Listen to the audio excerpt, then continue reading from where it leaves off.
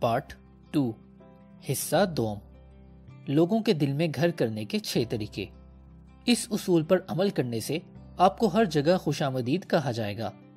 لوگوں کو اپنا دوست بنانے کے طریقے سیکھنے کے لیے اس کتاب کو پڑھنے کی زحمت کیوں اٹھائی جائے؟ اس فن میں دنیا کے سب سے بڑے ماہر کے طریقہ کار کو کیوں نہ دیکھا جائے؟ وہ کون ہے؟ آپ کل ہی گلی میں اس سے 2-4 ہو سکتے ہیں۔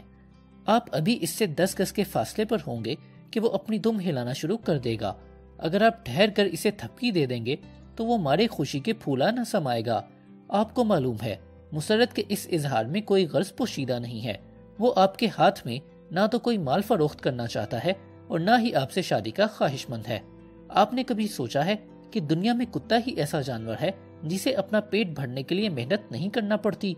مرغی کو انڈے دینا پڑتے ہیں، گائے کو دودھ دینا پڑتا ہے اور بلبل کو گانا پڑتا ہے، لیکن کتا صرف آپ سے محبت کا اظہار کر کے اپنی روزی کما لیتا ہے۔ میں 5 سال کا تھا کہ میرے والد 2 روپے میں میرے لیے ایک پلا خرید لائے۔ وہ میرے بچپن کے دنوں کی مسرت اور روشنی تھا۔ ہر روز شام کو وہ ہمارے گھر کے آنگن میں بیٹھ جاتا اور اپنی خوبصورت آنکھوں سے دیکھنا شروع کر دیتا۔ جو ہی وہ میری آواز سنتا یا مجھے کھانے کے پلیٹ تھامے دیکھتا تو گولی کی طرح بھاگا آتا، پہاڑی پر دوڑ دوڑ کر چڑھتا۔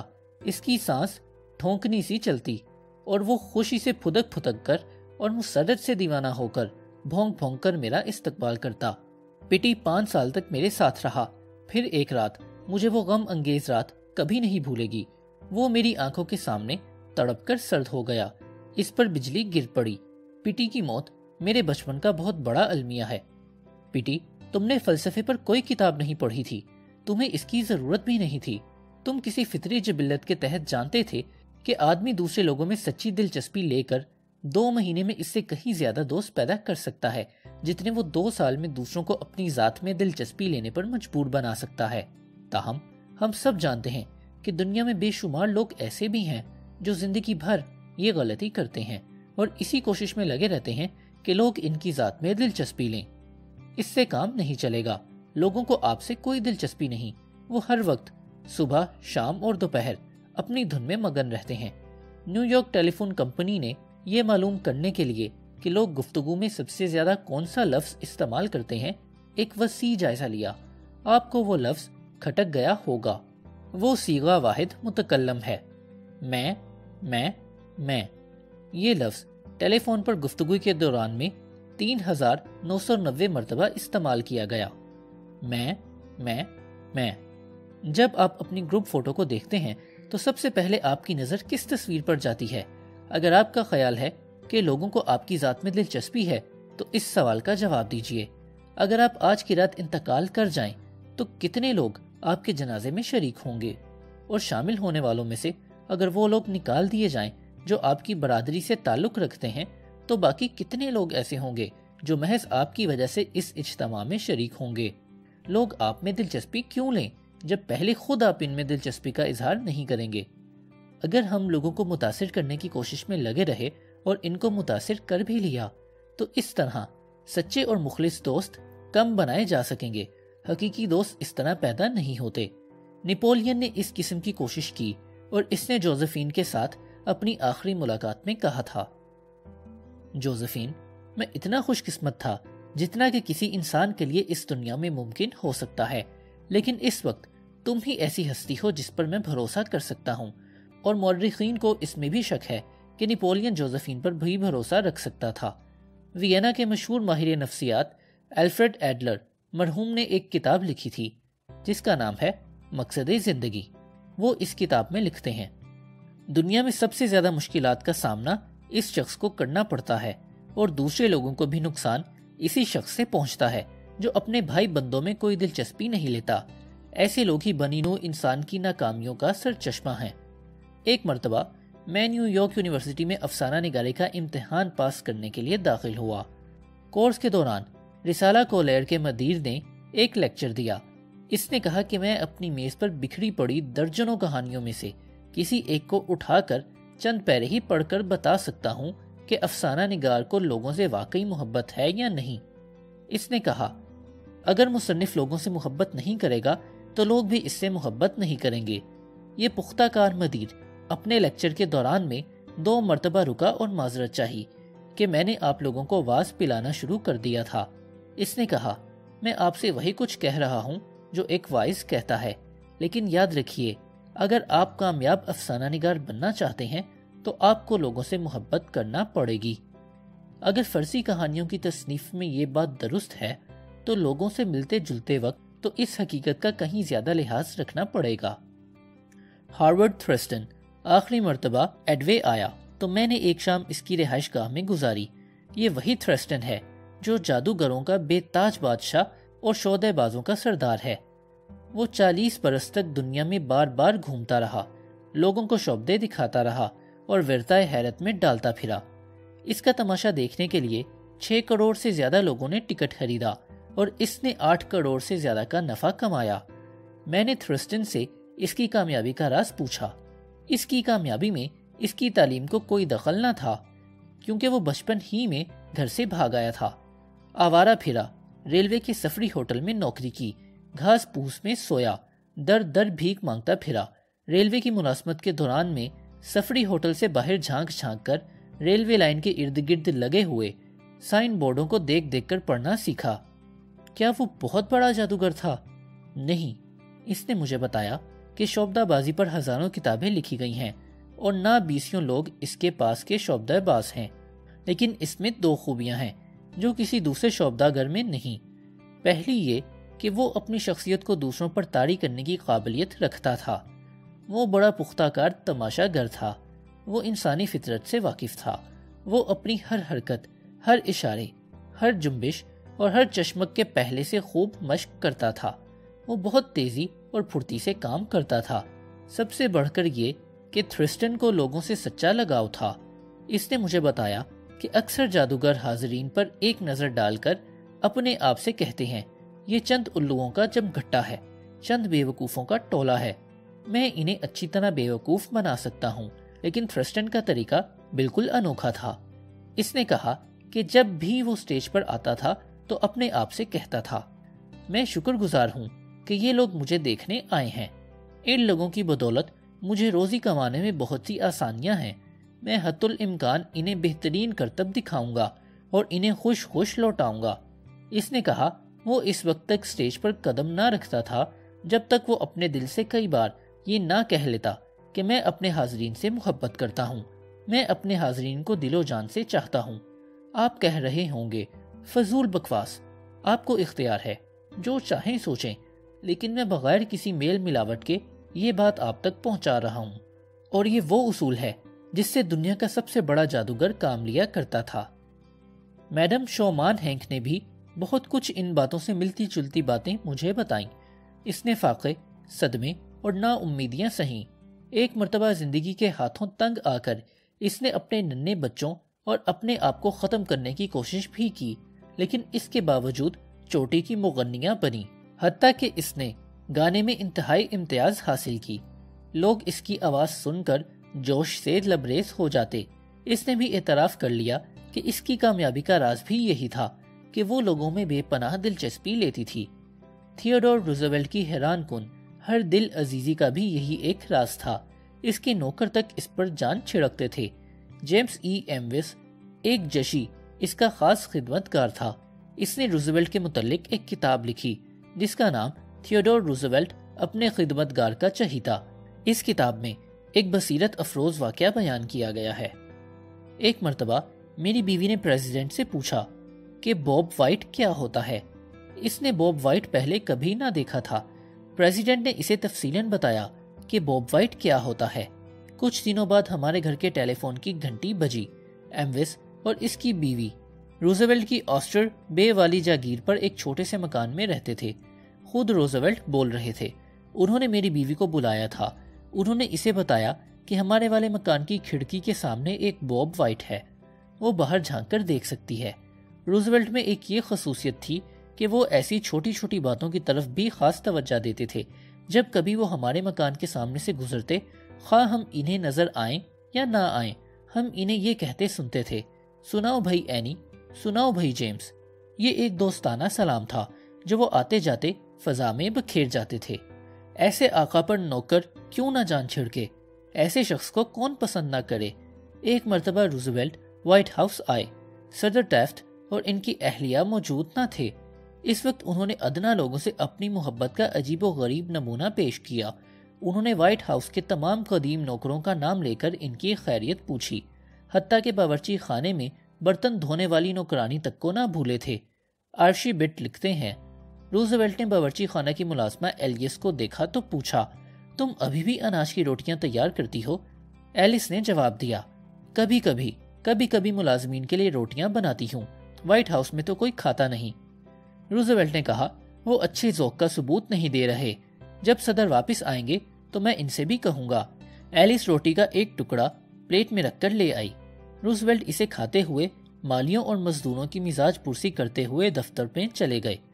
انہوں نے ہر شخص سے اس طرح باتیں کی جس طرح وہ اپنی صدارت کے زمانے میں ان سے مخاطب ہوا کرتے تھے۔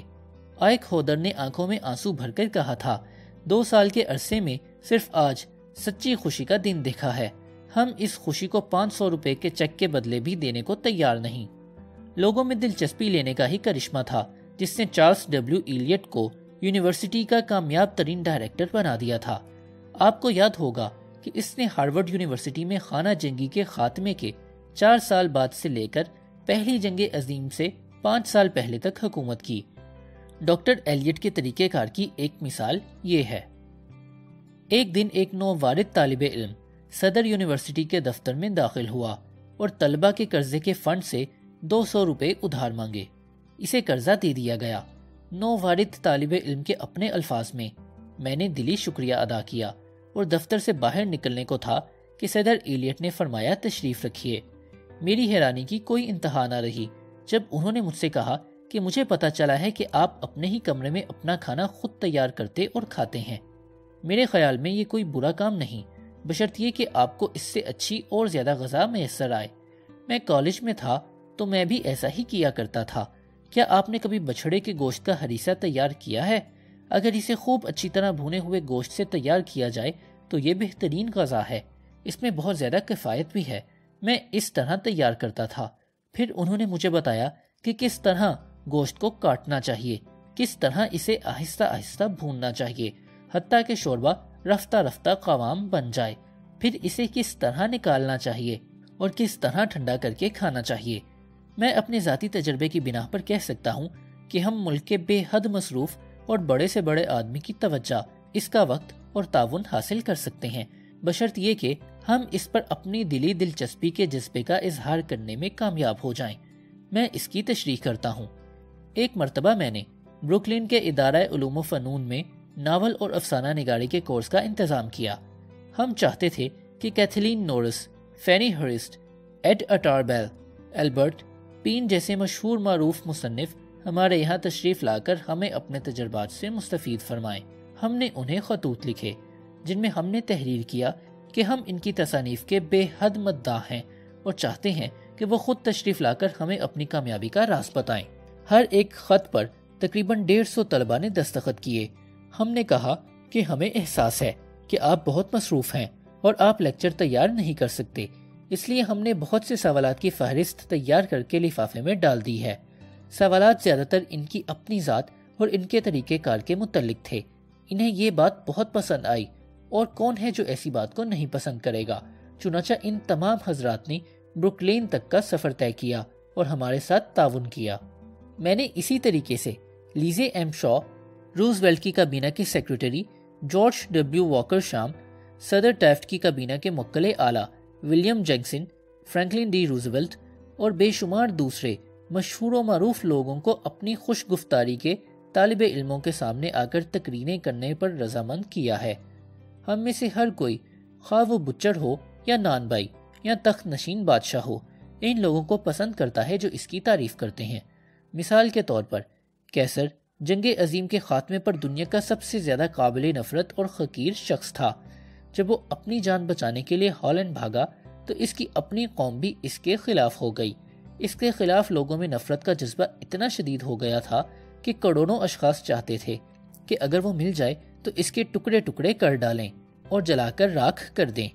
اس نفرت اور حقارت کی بھڑکتی ہوئی آگ کے دوران میں ایک چھوٹے سے لڑکے نے کیسر کے نام ایک سادہ سا محبت اور تعریف سے بھرپور خط لکھا۔ اس لڑکے نے کہا، مجھے اس کی پرواہ نہیں کہ لوگ کیا خیال کرتے ہیں، میں قیصر کو اپنا شہنشاہ سمجھوں گا۔ اس خط کا قیصر پر بہت گہرا اثر ہوا۔ اس نے لڑکے کو ملنے کی دعوت دی۔ لڑکا اپنی والدہ کو لے کر قیصر کی خدمت میں حاضر ہوا۔ آپ حیران ہوں گے کہ قیصر نے اس عورت کے ساتھ شادی کر لی۔ اس چھوٹے سے لڑکے کو لوگوں کو متاثر کرنے اور دوست بنانے کے طریقوں پر کوئی کتاب پڑھنے کی ضرورت نہیں پڑی۔ اس میں یہ مہارت جبلی طور پر موجود تھی۔ اگر ہم دوست بنانا چاہتے ہیں تو ہمیں دوسرے لوگوں کی خدمت کے لیے ہر وقت تیار رہنا چاہیے، لیکن اس کے لیے وقت، ہمت، احسار اور عقل کی ضرورت ہے۔ ڈیوک آف ونسر جب پرنس آف ویلز تھے تو انہیں جنوبی امریکہ کا دورہ کرنا پڑا۔ اس سفر پر روانہ ہونے سے پہلے انہوں نے ہسپانوی زبان سیکھنے پر کئی مہینے صرف کیے تاکہ وہ ان لوگوں کی اپنی زبان میں بات چیت کر سکیں۔ جنوبی امریکہ والوں نے ایک ایسی بات کی بدولت ان سے پیار کرنا شروع کر دیا۔ میں نے کئی سال سے عادت بنا لی ہے کہ اپنے احباب کی سالگرہ کی تاریخ دریافت کر لیتا ہوں، لیکن کس طرح مجھے جوتش پر ذرا بھی ایمان نہیں۔ لیکن میں یہ بات یوں کرتا ہوں کہ کیا آپ کے خیال میں کسی شخص کی تاریخ پیدائش کا ستاروں سے کوئی خاص تعلق ہوتا ہے؟ باتوں باتوں میں اس سے ان کی تاریخ پیدائش پوچھ لیتا ہوں۔ مثال کے طور پر کوئی بتائے کہ 24 نومبر، تو میں اپنے ذہن میں کئی بار دہراتا ہوں 24 نومبر، 24 نومبر۔ جو ہی وہ صاحب اٹھ کر جاتے ہیں میں اس تاریخ کو اپنی ڈائری میں لکھ لیتا ہوں اور بعد میں ایک سالگرہ والی خاص نوٹ بک میں منتقل کر لیتا ہوں۔ ہر سال کے شروع میں ان تاریخوں کو اپنے پروگرام کیلنڈر میں درج کر لیتا ہوں۔ اس طرح وہ خود بخود میری نظر میں رہتی ہیں۔ جب کسی دوست کا یوم پیدائش آتا ہے تو میں اسے خط یا تار بھیجتا ہوں۔ اس کا کیا اثر ہوتا ہے؟ دنیا میں ایک میں ہی واحد شخص ہوں جو اس کی مسرت کو جانتا ہوں۔ اگر ہم لوگوں کو اپنا دوست بنانا چاہتے ہیں تو ہمیں نہایت زندہ دلی اور جوش و خروش سے ان کی مزاج پرسی کرنی چاہیے۔ اگر کوئی صاحب ٹیلی فون پر آپ سے مخاطب ہو تو اس وقت بھی ایسا نہ کہیے، کچھ اس لب و لہجے سے ہیلو کہیے کہ دوسرے شخص کو محسوس ہو کہ آپ اس کے بلانے سے بہت خوش ہوئے۔ نیو یارک ٹیلی فون کمپنی اپنے آپریٹروں کی تربیت کے لیے ایک سکول چلا رہی ہے اور انہیں اس لہجے میں بولنا سکھاتی ہے کہ معلوم ہو کہ مجھے آپ کی خدمت کرنے میں بہت خوشی محسوس ہوگی۔ آپ بھی اب ٹیلی فون پر کسی سے بات کریں تو اس بات کو یاد رکھیں۔ کیا یہ فلسفہ تجارت میں بھی کام دیتا ہے؟ یقیناً میں 20 مثالیں دے سکتا تھا، لیکن میرے پاس صرف 2 مثالیں پیش کرنے کا وقت ہے۔ شہر نیو یارک کے ایک بہت بڑے بینک کے مینیجر چارلز والٹر کو کسی کارپوریشن سے متعلقہ کوئی خفیہ رپورٹ تیار کرنا تھی۔ ان کے علم میں صرف ایک ہی ایسا شخص تھا جس سے وہ اپنی ضرورت کے مطابق اطلاعات حاصل کر سکتے تھے۔ وہ شخص ایک بہت بڑی صنعتی کمپنی کا صدر تھا۔ مسٹر والٹرس اس سے ملنے گئے۔ جب وہ صدر کے کمرے میں داخل ہوئے تو اچانک ایک نوجوان خاتون ایک دروازے سے سر نکال کر بولی، میرے پاس آپ کے لیے آج کوئی ٹکٹ نہیں ہے۔ صدر نے مسٹر والٹرس سے کہا، میں اپنے 12 سالہ بچے کے لیے ٹکٹ اکٹھے کر رہا ہوں۔ مسٹر والٹرس نے اپنے آنے کا مقصد بتایا اور سوال پوچھنے شروع کر دیے۔ صدر نے بڑے مبہم، معمولی اور سرسری جواب دیے۔ یوں لگتا تھا کہ وہ بات ہی نہیں کرنا چاہتا۔ وہ کسی صورت بھی گفتگو پر مائل نظر نہ آتا تھا۔ یہ ملاقات بہت مختصر اور خشک ثابت ہوئی۔ جب مسٹر والٹرس نے یہ کہانی میری جماعت میں سنائی تو کہا، صاف بات ہے کہ میری سمجھ میں نہیں آتا تھا کہ اب کیا کروں۔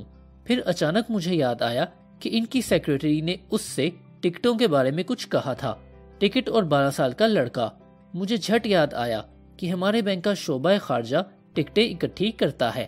ٹکٹ جو دنیا بھر کے ملکوں سے 7 سمندر پار سے بینک میں دھڑا دھڑ آتے تھے۔ اگلے دن میں پھر انہی صاحب سے ملنے گیا اور اندر پیغام بھجوایا کہ میں ان کے بچے کے لیے کچھ ٹکٹ لایا ہوں۔ کیا میرا گرم جوشی سے استقبال ہوا؟ ہاں، اگر وہ صاحب کانگریس کی ممبری کے لیے بھی کھڑے ہوتے تو انہوں نے مجھ سے اتنی ہی گرم جوشی کے ساتھ مصافحہ نہ کیا ہوتا۔ وہ پرمسرت مسکراہٹ سے تمتما رہے تھے۔ ہر ٹکٹ کو دیکھ کر کہہ رہے تھے، میرے جارج کو یہ بہت پسند آئے گا۔ اسے تو دیکھو، یہ تو سچ مچ خزانہ ہے، خزانہ۔ ہم نے آدھا گھنٹہ ٹکٹوں کے بارے میں بات چیت کرنے اور ان کے لڑکے کی تصویر دیکھنے میں صرف کیا۔ اس کے بعد انہوں نے 1 گھنٹے سے زیادہ وقت مجھے ہر مطلوبہ اطلاع پہنچانے میں صرف کیا۔ کیا میں چاہتا تھا کیا وہ سب کچھ میرے پوچھے بغیر ہی بیان کر دیں؟ جو کچھ انہیں معلوم تھا وہ سب انہوں نے مجھے بتا دیا۔ پھر اپنے ماتحتوں کو بلایا اور ان سے باتیں دریافت کیں۔ اپنے بعض رفقائے کار کو ٹیلی فون کیے۔ انہوں نے اعداد و شمار، رپورٹوں اور خط و کتابت سے میری جھولی بھر دی۔ اخبار نویسوں کی اصطلاح میں میرے ہاتھ میں کڑچی تھی۔ اب دوسری مثال لیجئے۔ فیلاڈیلفیا کے ایک صاحب سی ایم نوفل کئی سال تک ایک زنجیر ساز کمپنی کو اپنے کوئلے کا گاہک بنانے کی کوشش کرتے رہے، لیکن وہ کمپنی ایک دوسرے شہر کے دکاندار سے کوئلہ خریدتی رہی۔ کوئلے کے بھرے ہوئے ٹرک مسٹر نوفل کے دفتر کے عین سامنے سے گزرتے رہے۔ مسٹر نوفل نے ایک رات میری جماعت کے سامنے تقریر کی، جس میں انہوں نے اس کمپنی پر جی بھر کر غصہ نکالا، یہاں تک کہ اس کمپنی کو قوم کے حق میں ایک لعنت گردانا۔ اپنے اس رویے کے باوجود وہ حیران تھے کہ وہ اپنا کوئلہ اس کمپنی کے ہاتھ کیوں نہ بیچ سکے۔ میں نے ان سے ایک نیا طریقہ اختیار کرنے کی درخواست کی۔ مختصراً واقعہ یہ ہے کہ ہم نے اس موضوع پر ایک مباحثہ رکھا کہ ہماری رائے میں زنجیر سازی کی صنعت قوم کے حق میں مفید ثابت ہونے کی بجائے نقصان رساں ثابت ہو رہی ہے۔ میری خواہش تھی کہ مسٹر نافل اس رائے کے خلاف تقریر کریں، چنانچہ وہ زنجیر ساز کمپنی کی حمایت کرنے پر رضامند ہو گئے۔ وہ سیدھے اس کمپنی کے دفتر گئے جس کے وہ اس قدر خلاف تھے۔ انہوں نے کمپنی کے منتظمین سے کہا، میں اب کے کوئلے بیچنے نہیں آیا، میں آپ کے پاس ایک درخواست لے کر حاضر ہوا ہوں۔ پھر انہوں نے اپنے مباحثے کا ذکر کیا اور کہا، میں آپ سے مدد چاہنے آیا ہوں۔ میرے خیال میں آپ کے علاوہ اور کوئی مجھے صحیح حالات نہیں بتا سکتا۔ میں اس مباحثے کو جیتنا چاہتا ہوں۔ آپ جو بھی میری مدد فرمائیں گے میں اس کے لیے آپ کا بہت شکر گزار ہوں گا۔ باقی ماندہ کہانی مسٹر نوفل کی زبانی یہ ہے۔ میں نے کمپنی کے مینیجر سے بات چیت کے لیے صرف 1 منٹ مانگا تھا۔ وہ اسی شرط پر مجھ سے ملنے کے لیے رضامند ہوا تھا۔ جب میں اپنی بات ختم کر چکا تو اس نے کرسی کی طرف اشارہ کیا۔ میں بیٹھ گیا تو وہ مجھ سے ٹھیک 1 گھنٹہ 47 منٹ تک گفتگو کرتا رہا۔ اس نے ایک اور منتظم کو بلایا۔ اس نے زنجیر سازی پر ایک کتاب لکھی تھی۔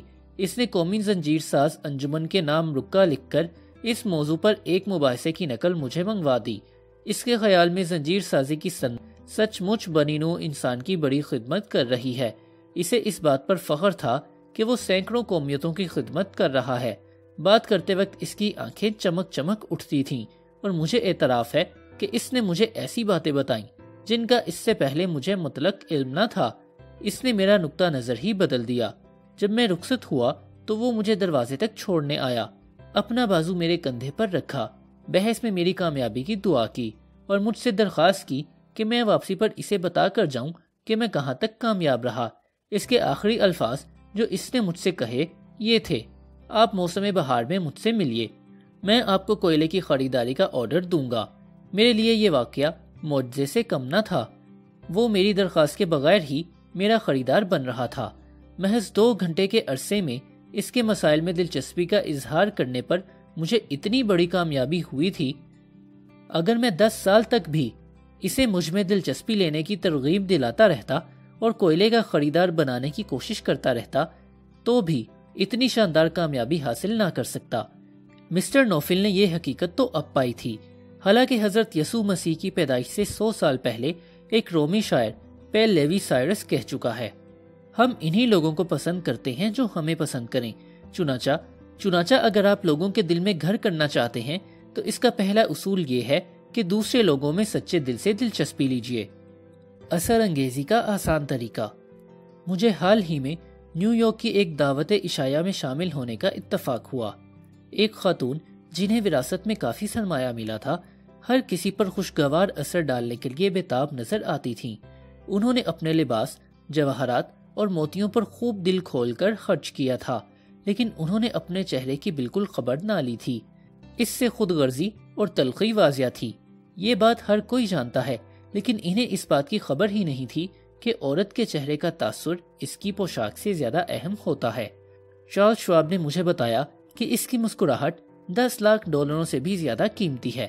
اس میں کوئی شک نہیں، کیونکہ اس کی شخصیت، اس کی دلکشی، لوگوں کے دل میں گھر کرنے کی صلاحیت ہی اس کی غیر معمولی کامیابی کے اسباب تھے۔ اس کی شخصیت میں سب سے زیادہ خوشکن عنصر اس کی دل موہ لینے والی مسکراہٹ تھی۔ ایک شام میں مشہور شخصیت مورلس شوالیر سے ملا، اور سچی بات ہے کہ مجھے اس سے مل کر بہت مایوسی ہوئی۔ وہ بہت افسردہ، کم گو اور خشک سا شخص تھا۔ جو تصور میں نے اس کے متعلق باندھ رکھا تھا وہ اس سے بالکل مختلف نظر آیا، لیکن جب وہ ہنسا تو ایسا لگا کہ گھٹائیں چھٹ گئی ہیں۔ اور چمکتا ہوا سورج نکل آیا ہے۔ اگر قدرت نے اسے دلکش مسکراہٹ عطا نہ کی ہوتی تو وہ اپنے والد اور بھائیوں کی طرح پیرس کے کسی گوشے میں الماریاں بنا رہا ہوتا۔ الفاظ کے مقابلے میں اعمال کہیں زیادہ آواز رکھتے ہیں، لیکن مسکراہٹ کہتی ہے کہ میں آپ کو پسند کرتی ہوں، آپ میرے لیے باعث مسرت ہیں، آپ سے مل کر خوشی ہوئی۔ یہی وجہ ہے کہ کتے فوراً ہماری توجہ مبذول کرا لیتے ہیں، وہ ہمیں دیکھ کر اتنے خوش ہوتے ہیں کہ پھولے نہیں سماتے۔ قدرتاً ہم بھی انہیں دیکھ کر خوشی محسوس کرتے ہیں۔ اگر آپ اوپر دل سے یوں ہی دانت نکالتے ہیں تو یاد رکھیے کہ اس سے کوئی دھوکہ نہیں کھائے گا اور اسے کوئی بھی پسند نہیں کرتا۔ میں اصلی مسکراہٹ، دلوں کو گرما دینے والی اور ایسی مسکراہٹ کی بات کر رہا ہوں جو دل کی گہرائیوں سے اٹھتی ہے اور ہر کسی کے دل سے اپنا خراج وصول کرتی ہے۔ نیو یارک کے ایک بہت بڑے کارخانے کے ایک بہت بڑے ذمہ دار آدمی کارخانے میں ملازمین بھرتی کرنے کے منصب پر فائز تھے۔ انہوں نے ایک مرتبہ مجھ سے کہا، میں ایک سنجیدہ چہرے والے فلسفے کے عالم کے مقابلے میں اس سیلزگر کو ترجیح دوں گا جس نے خواہ ابھی اسکول کی تعلیم بھی ختم نہ کی ہو لیکن جس کے چہرے پر دلکش مسکراہٹ کھیل رہی ہو۔ امریکہ کی ایک بہت بڑی ربڑ کمپنی کے ڈائریکٹروں کے بورڈ کے صدر نے ایک مرتبہ مجھے بتایا کہ اس کے مشاہدے کے مطابق آدمی اس کام میں زیادہ کامیاب ہوتا ہے جس کے بارے میں اسے یہ احساس ہو کہ وہ اسے تقریباً انجام دے رہا ہے۔ یہ سنتی رہنما اس قدیم مقولے پر کوئی زیادہ ایمان نہیں رکھتا کہ سخت محنت ہی واحد ایسی کنجی ہے جو ہماری آرزو کے دروازے ہم پر کھول دے گی۔ اس نے کہا، میں ایسے بہت سے افراد سے واقف ہوں جو صرف اس لیے کامیاب ہوئے کہ وہ کام کے دوران میں ہر وقت حشاش بشاش رہتے تھے۔ اسی کام پر میں نے ایسے لوگ بھی دیکھے ہیں جو یہی کام کرتے وقت ہر وقت مغموم سے رہتے ہیں، انہیں اس کام میں کوئی مسرت محسوس نہیں ہوتی تھی۔ یہ لوگ ناخوش ہوئے۔ اگر آپ چاہتے ہیں کہ لوگ آپ سے مل کر خوش ہوں تو آپ بھی ان سے مل کر خوشی کا اظہار کریں۔ میں نے ہزاروں تجارت پیشہ افراد سے کہا ہے کہ وہ ایک ہفتے تک سارا دن مسکراتے رہیں اور اس کے بعد میری جماعت کے سامنے آ کر اپنے تجربے بیان کریں۔ اس کا کیا نتیجہ ہوا، آئیے ہم دیکھیں۔ نیو یارک کلب ایکسچینج کے ایک ممبر ولیم بی ایسٹین ہارڈٹ کا خط ملاحظہ فرمائیے۔ یہ تجربہ صرف انہی کا نہیں بلکہ دوسرے سینکڑوں لوگوں کو بھی ایسے ہی خوشگوار تجربے ہوئے۔ وہ لکھتے ہیں، میری شادی کو 18 سال سے اوپر ہوتے ہیں۔ اس عرصے میں شاید ہی کبھی میں اپنی بیوی کو دیکھ کر مسکرایا۔ صبح بیدار ہونے سے لے کر کام پر جانے کے وقت تک میں نے شاید ہی کبھی اس سے کوئی بات کی ہو۔ ہمارے شہر میں مجھ جیسا خاموش طبع آدمی شاید کوئی نہ تھا۔ اس نے مجھے تاکید کی تھی کہ ہنسمکھ بننے کی کوشش کروں اور پھر اپنے اس عمل کے نتیجے سے آگاہ کروں۔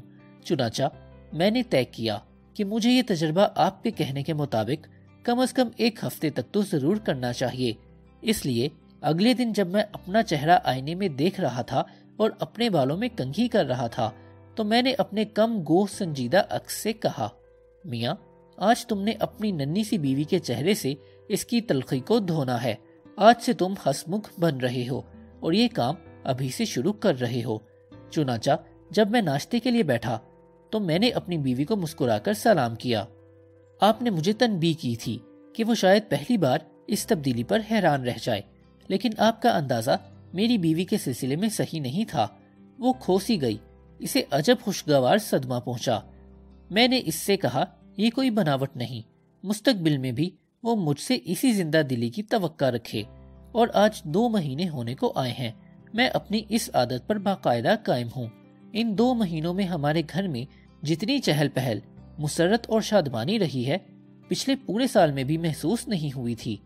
اب جب میں اپنے دفتر جاتا ہوں تو میں لفٹ پر کام کرنے والے لڑکے کو مسکرا کر سلام کرتا ہوں، دروازے پر بیٹھے ہوئے چپڑاسی کی ہنس کر مزاج پرسی کرتا ہوں، جب میں خزانچی سے ریزگاری مانگتا ہوں تو مسکرا کر، جب میں ایکسچینج کلب میں جاتا ہوں تو میں ان لوگوں سے بھی ہنس کر بات کرتا ہوں جنہوں نے مجھے ابھی تک کبھی مسکراتا نہیں دیکھا تھا۔ میں نے بہت جلد محسوس کر لیا کہ جواباً ہر شخص مسکراتا ہے۔ جو لوگ اپنی شکایات اور اپنی تکالیف لے کر میرے پاس آتے تھے، میں ان سے خوش خلقی سے ملتا ہوں۔ میں ان کی بات سننے کے دوران میں مسکراتا رہتا ہوں اور دیکھتا ہوں کہ ان کی شکایات بہت آسانی سے رفع ہو جاتی ہیں۔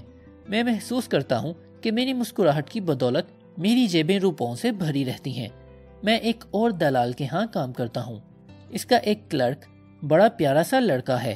میں اپنے بدلے ہوئے رویے پر اتنا نازا تھا کہ میں نے چند دن ہوئے اسے انسانی تعلقات کا یہ نیا فلسفہ بتایا۔ اس نے کہا کہ جب وہ پہلی بار میرے ساتھ حساب کتاب کرنے آیا تھا تو اس نے محسوس کیا تھا کہ میں بہت کم گو اور خشک انسان ہوں، اور ابھی ابھی اس نے میرے بارے میں اپنا خیال بدل ڈالا ہے۔ اس نے کہا جب میں مسکراتا ہوں تو سچ مچ کا انسان لگتا ہوں۔ میں نے اپنی نکتہ چینی اور تنقید کی عادت بھی ختم کر دی ہے۔ اب میں عیب جوئی کی بجائے لوگوں کی تعریف و تحسین کرتا ہوں۔ میں نے اپنی ضرورتوں کا ذکر کرنا چھوڑ دیا ہے۔ اب میں دوسروں کے نقطہ نظر کو سمجھنے کی کوشش کرتا ہوں، اور ان تبدیلیوں نے میری زندگی میں ایک قسم کا انقلاب پیدا کر دیا ہے۔ اب میں بالکل مختلف آدمی ہوں، ایک شادمان، امیر، دوستی اور مسرت سے مالا مال، اور یہی چیزیں ہیں جن کی زندگی میں قدر و قیمت سمجھنی چاہیے۔ یاد رکھیے کہ یہ خط ایک ماہر کا ہے جو نیو یارک کلب ایکسچینج میں کمپنی کے حصوں کی خرید و فروخت پر گزر اوقات کرتا ہے، اور یہ کام اتنا مشکل ہے کہ 100 میں سے 99 آدمی اس کام میں ناکام رہتے ہیں۔ آپ مسکرا نہیں سکتے تو کیا کر سکتے ہیں؟ دیکھیے، 2 کام کیجئے۔ پہلا یہ کہ اپنے آپ کو مسکرانے پر مجبور کیجئے۔ جب آپ اکیلے ہوں تو اپنے آپ کو سیٹی بجانے یا گنگنانے پر مجبور کیجئے۔ آپ محسوس کیجئے کہ آپ پہلے ہی سے خوش ہیں۔ اس طرح آپ سچ مچ خوش و خرم ہو جائیں گے۔ علم نفسیات کے بہت بڑے استاد ولیم جیمز فرماتے ہیں، محسوس ایسا ہوتا ہے کہ ہمارا فعل ہماری احساس کی پیروی کرتا ہے، لیکن حقیقت یہ ہے کہ فعل اور احساس ساتھ ساتھ چلتے ہیں۔ اگر ہم اپنے فعل میں احساس پیدا کر لیں، کیونکہ یہ قوت ارادی کے زیادہ ماتحت ہیں، تو ہم بالواسطہ اپنے احساس کو بدل سکتے ہیں۔ چنانچہ جب ہم سے خوشی چھن جائے تو اسے حاصل کرنے کا واحد طریقہ یہی ہے کہ ہم خوش و خرم ہو بیٹھیں اور اس طرح سے عمل کریں اور اس طرح گفتگو کریں گویا ہم تو بہت زیادہ خوش و خرم ہیں۔ دنیا میں ہر شخص مسرت کا متلاشی ہے، اور اسے حاصل کرنے کا صرف ایک ہی طریقہ ہے، اور وہ ہے اپنے خیالات پر قابو پانا۔ خوشی خارجی حالات پر ہرگز مبنی نہیں، یہ تو آپ کے احساسات کا معاملہ ہے۔ آپ کی خوشی یا ناخوشی کا انحصار اس بات پر نہیں کہ آپ کے پاس کیا کچھ ہے، یا آپ کون ہیں، یا آپ کہاں ہیں، یا آپ کیا کر رہے ہیں، بلکہ اس بات پر ہے کہ آپ کیا سوچ رہے ہیں۔ مثال کے طور پر، اگر 2 آدمی ایک مقام پر ہوں، ان کا کام بھی ایک ہو، دونوں کے پاس برابر کا سرمایہ ہو، اور دونوں کی عزت اور وقار بھی برابر ہو، پھر بھی ان میں سے ایک غمگین اور ایک شادمان ہو سکتا ہے۔ کیوں؟ صرف اپنے الگ الگ ذہنی رجحان کے سبب۔ میں نے چین کے قلیوں میں جو 7 سینٹ یومیہ کی اجرت پر چین کی چلچلاتی دھوپ میں لہو پسینہ ایک کرتے ہیں، اتنے ہی حشاش بشاش چہرے دیکھے ہیں جتنے کہ پارک ایونیو کی خوشحال ترین آبادی میں۔ شیکسپیئر کا قول ہے، کوئی چیز اچھی یا بری نہیں ہوتی، ہماری سوچ اسے اچھا یا برا بنا دیتی ہے۔ ایک مرتبہ لنکن نے کہا تھا، اکثر لوگ اتنے ہی خوش ہوتے ہیں جس حد تک ان کا خوش ہونے کا ارادہ ہوتا ہے۔ اس نے سچ کہا تھا۔ میں نے حال ہی میں اس حقیقت کی ایک روشن مثال دیکھی ہے۔ میں نیو یارک میں لانگ آئیلینڈ کی سیڑھیاں چڑھ رہا تھا کہ میں نے اپنے سامنے 30-40 اپاہج لڑکے دیکھے جو اپنی چھڑیوں بیساکھیوں کے سہارے چڑھ رہے تھے۔ ایک لڑکے کو اٹھا کر اوپر لے جانا تھا۔ میں ان لڑکوں کے کہکہوں اور زندہ دلی پر حیران رہ گیا۔ میں نے اپنی اس حیرت کا ذکر ان لڑکوں کے ایک نگران سے کیا۔ اس نے کہا، ہاں، جب پہلے کسی لڑکے کو یہ پتا چلتا ہے کہ وہ زندگی بھر کے لیے اپاہج بن رہا ہے تو وہ بہت مغموم ہوتا ہے۔ جب وہ اس ابتدائی صدمے سے گزر چکتا ہے تو وہ اپنے آپ کو قسمت کے حوالے کر دیتا ہے، اور اس طرح وہ تندرست لڑکوں سے بھی زیادہ خوش و خرم رہنے لگتا ہے۔ میرے جی میں آئی کہ ان لڑکوں کو ہیٹ اٹھا کر سلام کروں۔ انہوں نے مجھے ایک ایسا سبق سکھایا کہ میں زندگی بھر فراموش نہیں کر سکتا۔ جن دنوں میری پیکفورڈ اپنے شوہر ڈگلس سے طلاق لینے کی تیاری کر رہی تھی، مجھے ایک شام اس کے یہاں گزارنے کا اتفاق ہوا۔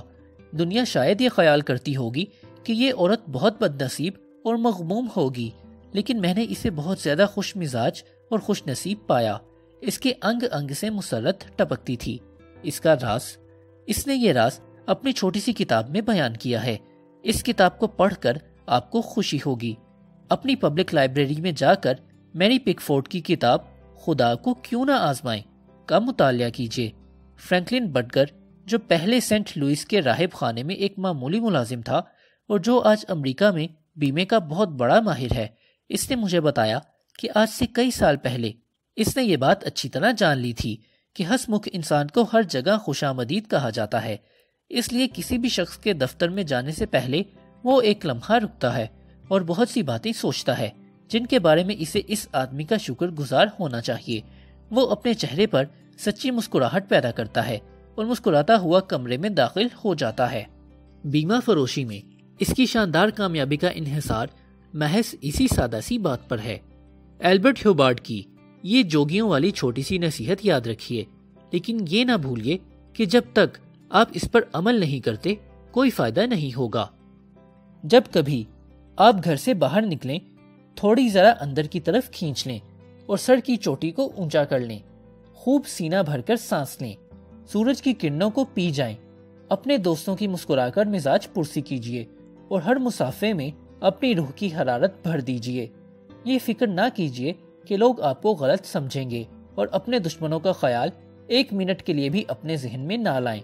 جو کچھ آپ کرنا چاہتے ہیں اسے اپنے ذہن میں اچھی طرح واضح کر لیں کہ اس وقت آپ اپنی منزل مقصود پر پہنچ کر دم لیں گے۔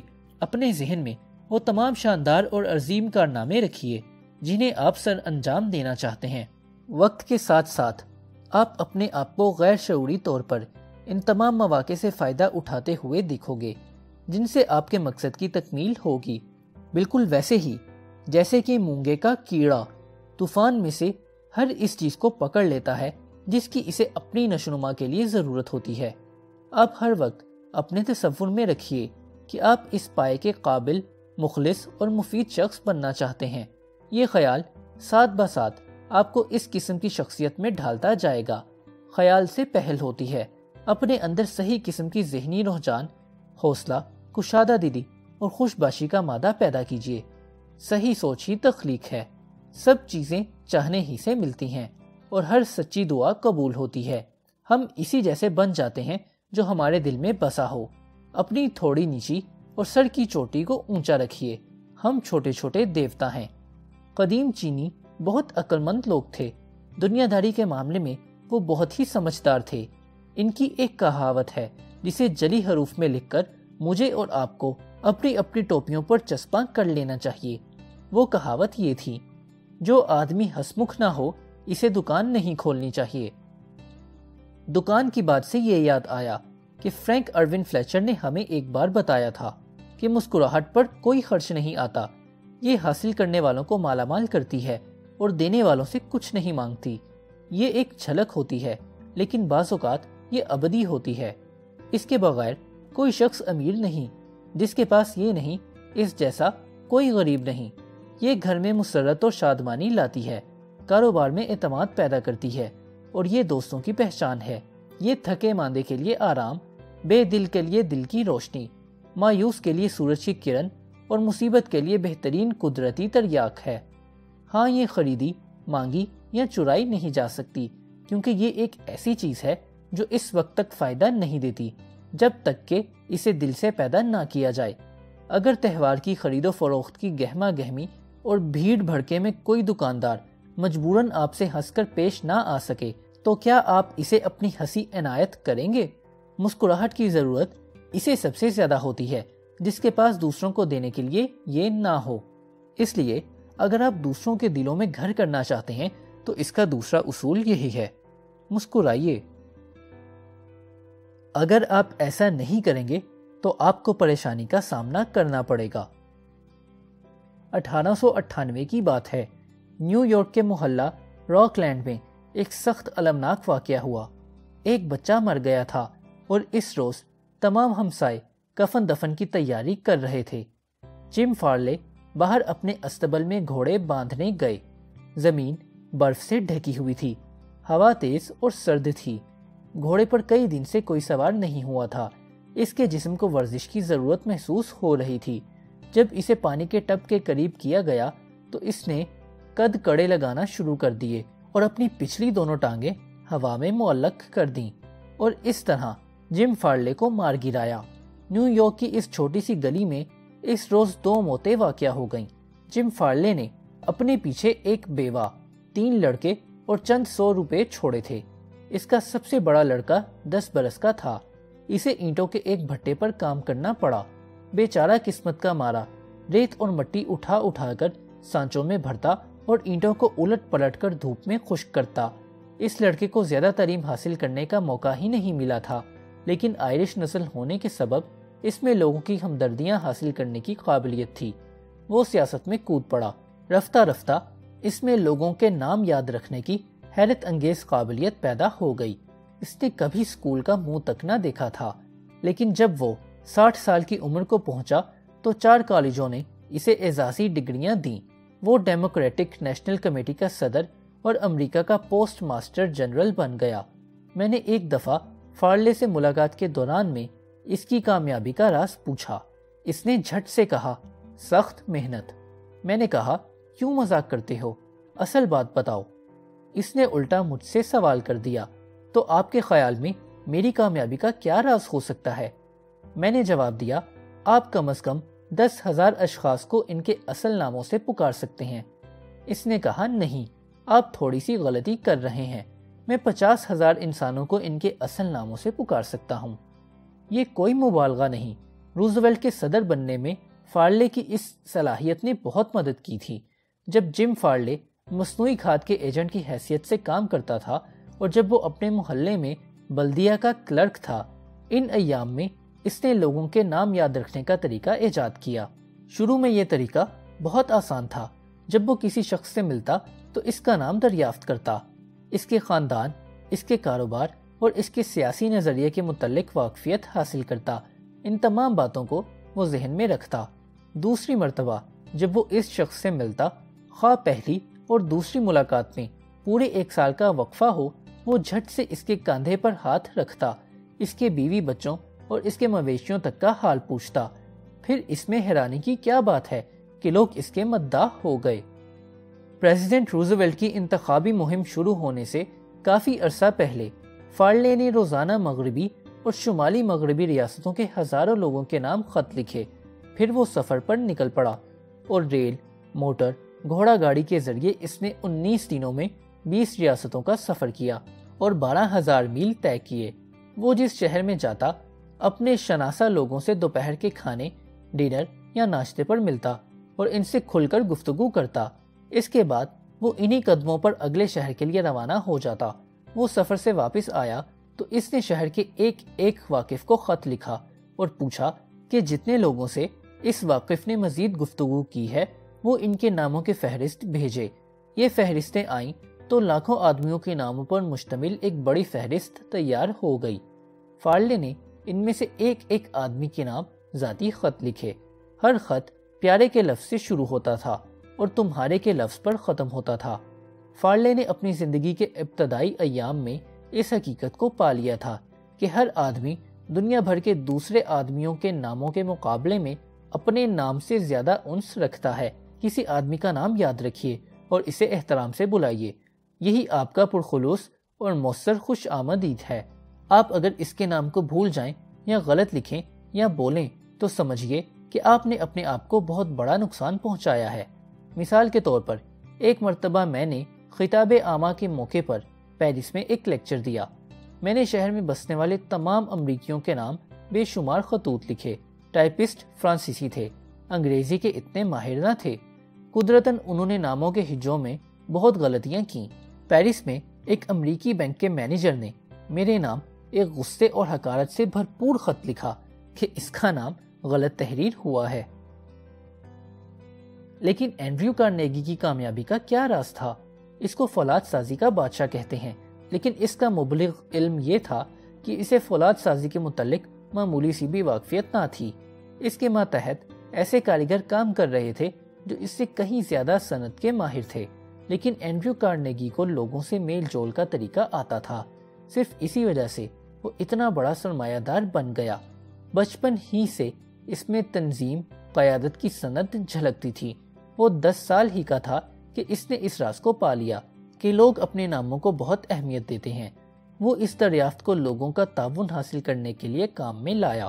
وضاحت کے لیے ایک مثال لیجئے، وہ اسکاٹ لینڈ میں بچپن کے دن گزار رہا تھا کہ اس نے ایک دن ایک خرگوش پکڑا۔ جلد ہی اس کا گھر ننھے ننھے خرگوشوں سے بھر گیا، لیکن انہیں کھلانے کے لیے اس کے پاس کچھ نہ تھا۔ اچانک اس کے ذہن میں ایک عجیب خیال پیدا ہوا۔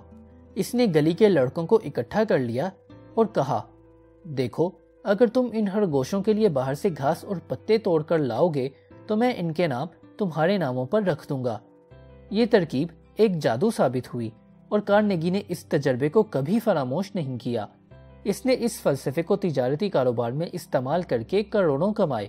مثال کے طور پر وہ پینسلوینیا ریل روڈ کمپنی کے ہاتھ اپنے کارخانے کی پٹریاں بیچنا چاہتا تھا۔ اس وقت اس کمپنی کا صدر جے ایڈگر تھامسن تھا۔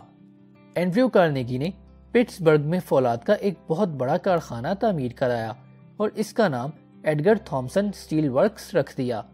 یہ پہیلی بہت آسان ہے۔ جب اس کمپنی کو ریل کی پٹریوں کی ضرورت پڑی تو ایڈگر تھامسن نے کہاں سے خریدی؟ جب کارنیگی اور جارج پلمین ریل کے ڈبوں کے کاروبار میں ایک دوسرے سے سبقت لے جانے کی کوشش کر رہے تھے تو فولاد کے بادشاہ کو پھر خرگوش والا سبق یاد آیا۔ اینڈریو کارنیگی کی کمپنی سینٹرل ٹرانسپورٹ پلمین کی کمپنی سے ٹکر لے رہی تھی۔ دونوں اس کوشش میں تھے کہ پیسیفک ریلوے کے لیے ڈبوں کی ساخت کا کام حاصل کر لیں۔ وہ ایک دوسرے کو چڑھا رہے تھے، قیمتیں گھٹا رہے تھے اور منافع سے بے پرواہ ہو گئے تھے۔ دونوں نیو یارک میں بورڈ کے ڈائریکٹروں سے ملنے گئے۔ ایک شام دونوں سینٹ نکلس ہوٹل میں پہنچے۔ کارنیگی نے کہا، تسلیم مسٹر پلمین، کیا آپ کے خیال میں ہم دونوں اپنے آپ کو بے وقوف نہیں بنا رہے؟ پلمین نے کہا، کیا مطلب؟ کارنیگی نے جھٹ اپنے من کی بات کہہ دی کہ ہم دونوں کیوں نہ مل جل کر کاروبار کریں۔ اس نے بڑے شاندار الفاظ میں اس طرح کام کرنے کے فوائد بیان کیے اور ایک دوسرے کی مخالفت کرنے کے نقصانات گنوائے۔ پلمین غور سے سنتا گیا، لیکن وہ اپنے آپ کو پوری طرح آمادہ نہ کر سکا۔ بالآخر اس نے پوچھا، نئی کمپنی کا نام کیا رکھا جائے گا؟ کارنیگی نے فوراً جواب دیا، بلا شبہ اس کا نام تو آپ ہی کے نام پر رکھا جائے گا۔ پلمین کا چہرہ تمتما اٹھا۔ اس نے کہا، آئیے میرے کمرے میں چلیں اور اس پر بات چیت کریں، اور یہ بات چیت صنعتی تاریخ کا سنگ میل ہے۔ اینڈریو کارنیگی کی یہی پالیسی، یعنی اپنے دوستوں اور تاجر پیشہ دوستوں کے نام یاد رکھنا اور ان کا احترام کرنا، اس کی روز افزون ترقی کا اور شہرت کا یہ بڑا راز تھا۔ وہ اس بات پر نازا تھا کہ وہ اپنے اکثر مزدوروں کے نام جانتا ہے، اور اسے فخر تھا کہ جب وہ اپنے فولاد سازی کے کارخانے کا خود انچارج تھا تو وہاں ایک بھی ہڑتال نہیں ہوئی تھی۔ پیٹریوسکی اپنے جشی شوفر کو ہمیشہ مسٹر کوپر کہہ کر بلاتا تھا اور اس طرح اس کے جذبہ خودی کو ابھارتا۔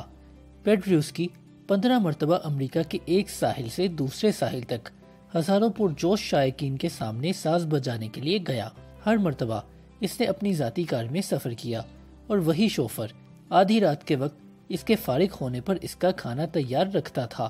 پیٹریوسکی نے کبھی اپنے شوفر کو عام امریکی رواج کے مطابق جارج کہہ کر نہیں بلایا، بلکہ وہ اسے ہمیشہ مسٹر کوپر کہہ کر بلاتا تھا، اور مسٹر کوپر اس بات پر یقیناً اس کا احسان مند تھا۔ لوگ اپنے ناموں کے اس قدر دیوانے ہوتے ہیں کہ وہ اپنے ناموں کو بہر قیمت دوام بخشنے کی سائق کرتے ہیں، یہاں تک کہ جہاں دیدہ اور بوڑھا پی ٹی برنوم بھی بہت مایوس تھا کہ اس کے نام کو زندہ رکھنے کے لیے اس کا کوئی فرزند نہ تھا۔ اس نے اپنے نواسے سی ایچ شیلے کو 1 لاکھ کا نذرانہ محض اس لیے پیش کیا تھا کہ وہ اپنے آپ کو برنوم شیلے کہلوائے۔ آج سے 200 سال پہلے رئیس آدمی ان مصنفین کو مالا مال کرتے تھے جو اپنی تصانیف کو ان کے نام سے معنون کرتے تھے۔ لائبریریاں اور عجائب گھر ان لوگوں کے تحفوں سے بھرے پڑے ہیں جو اس خیال کو برداشت نہیں کر سکتے تھے کہ ان کے نام نسل انسانی کے دماغوں سے اتر جائیں۔ نیو یارک پبلک لائبریری میں آسٹر اور لینوکس کے عطیے ہیں۔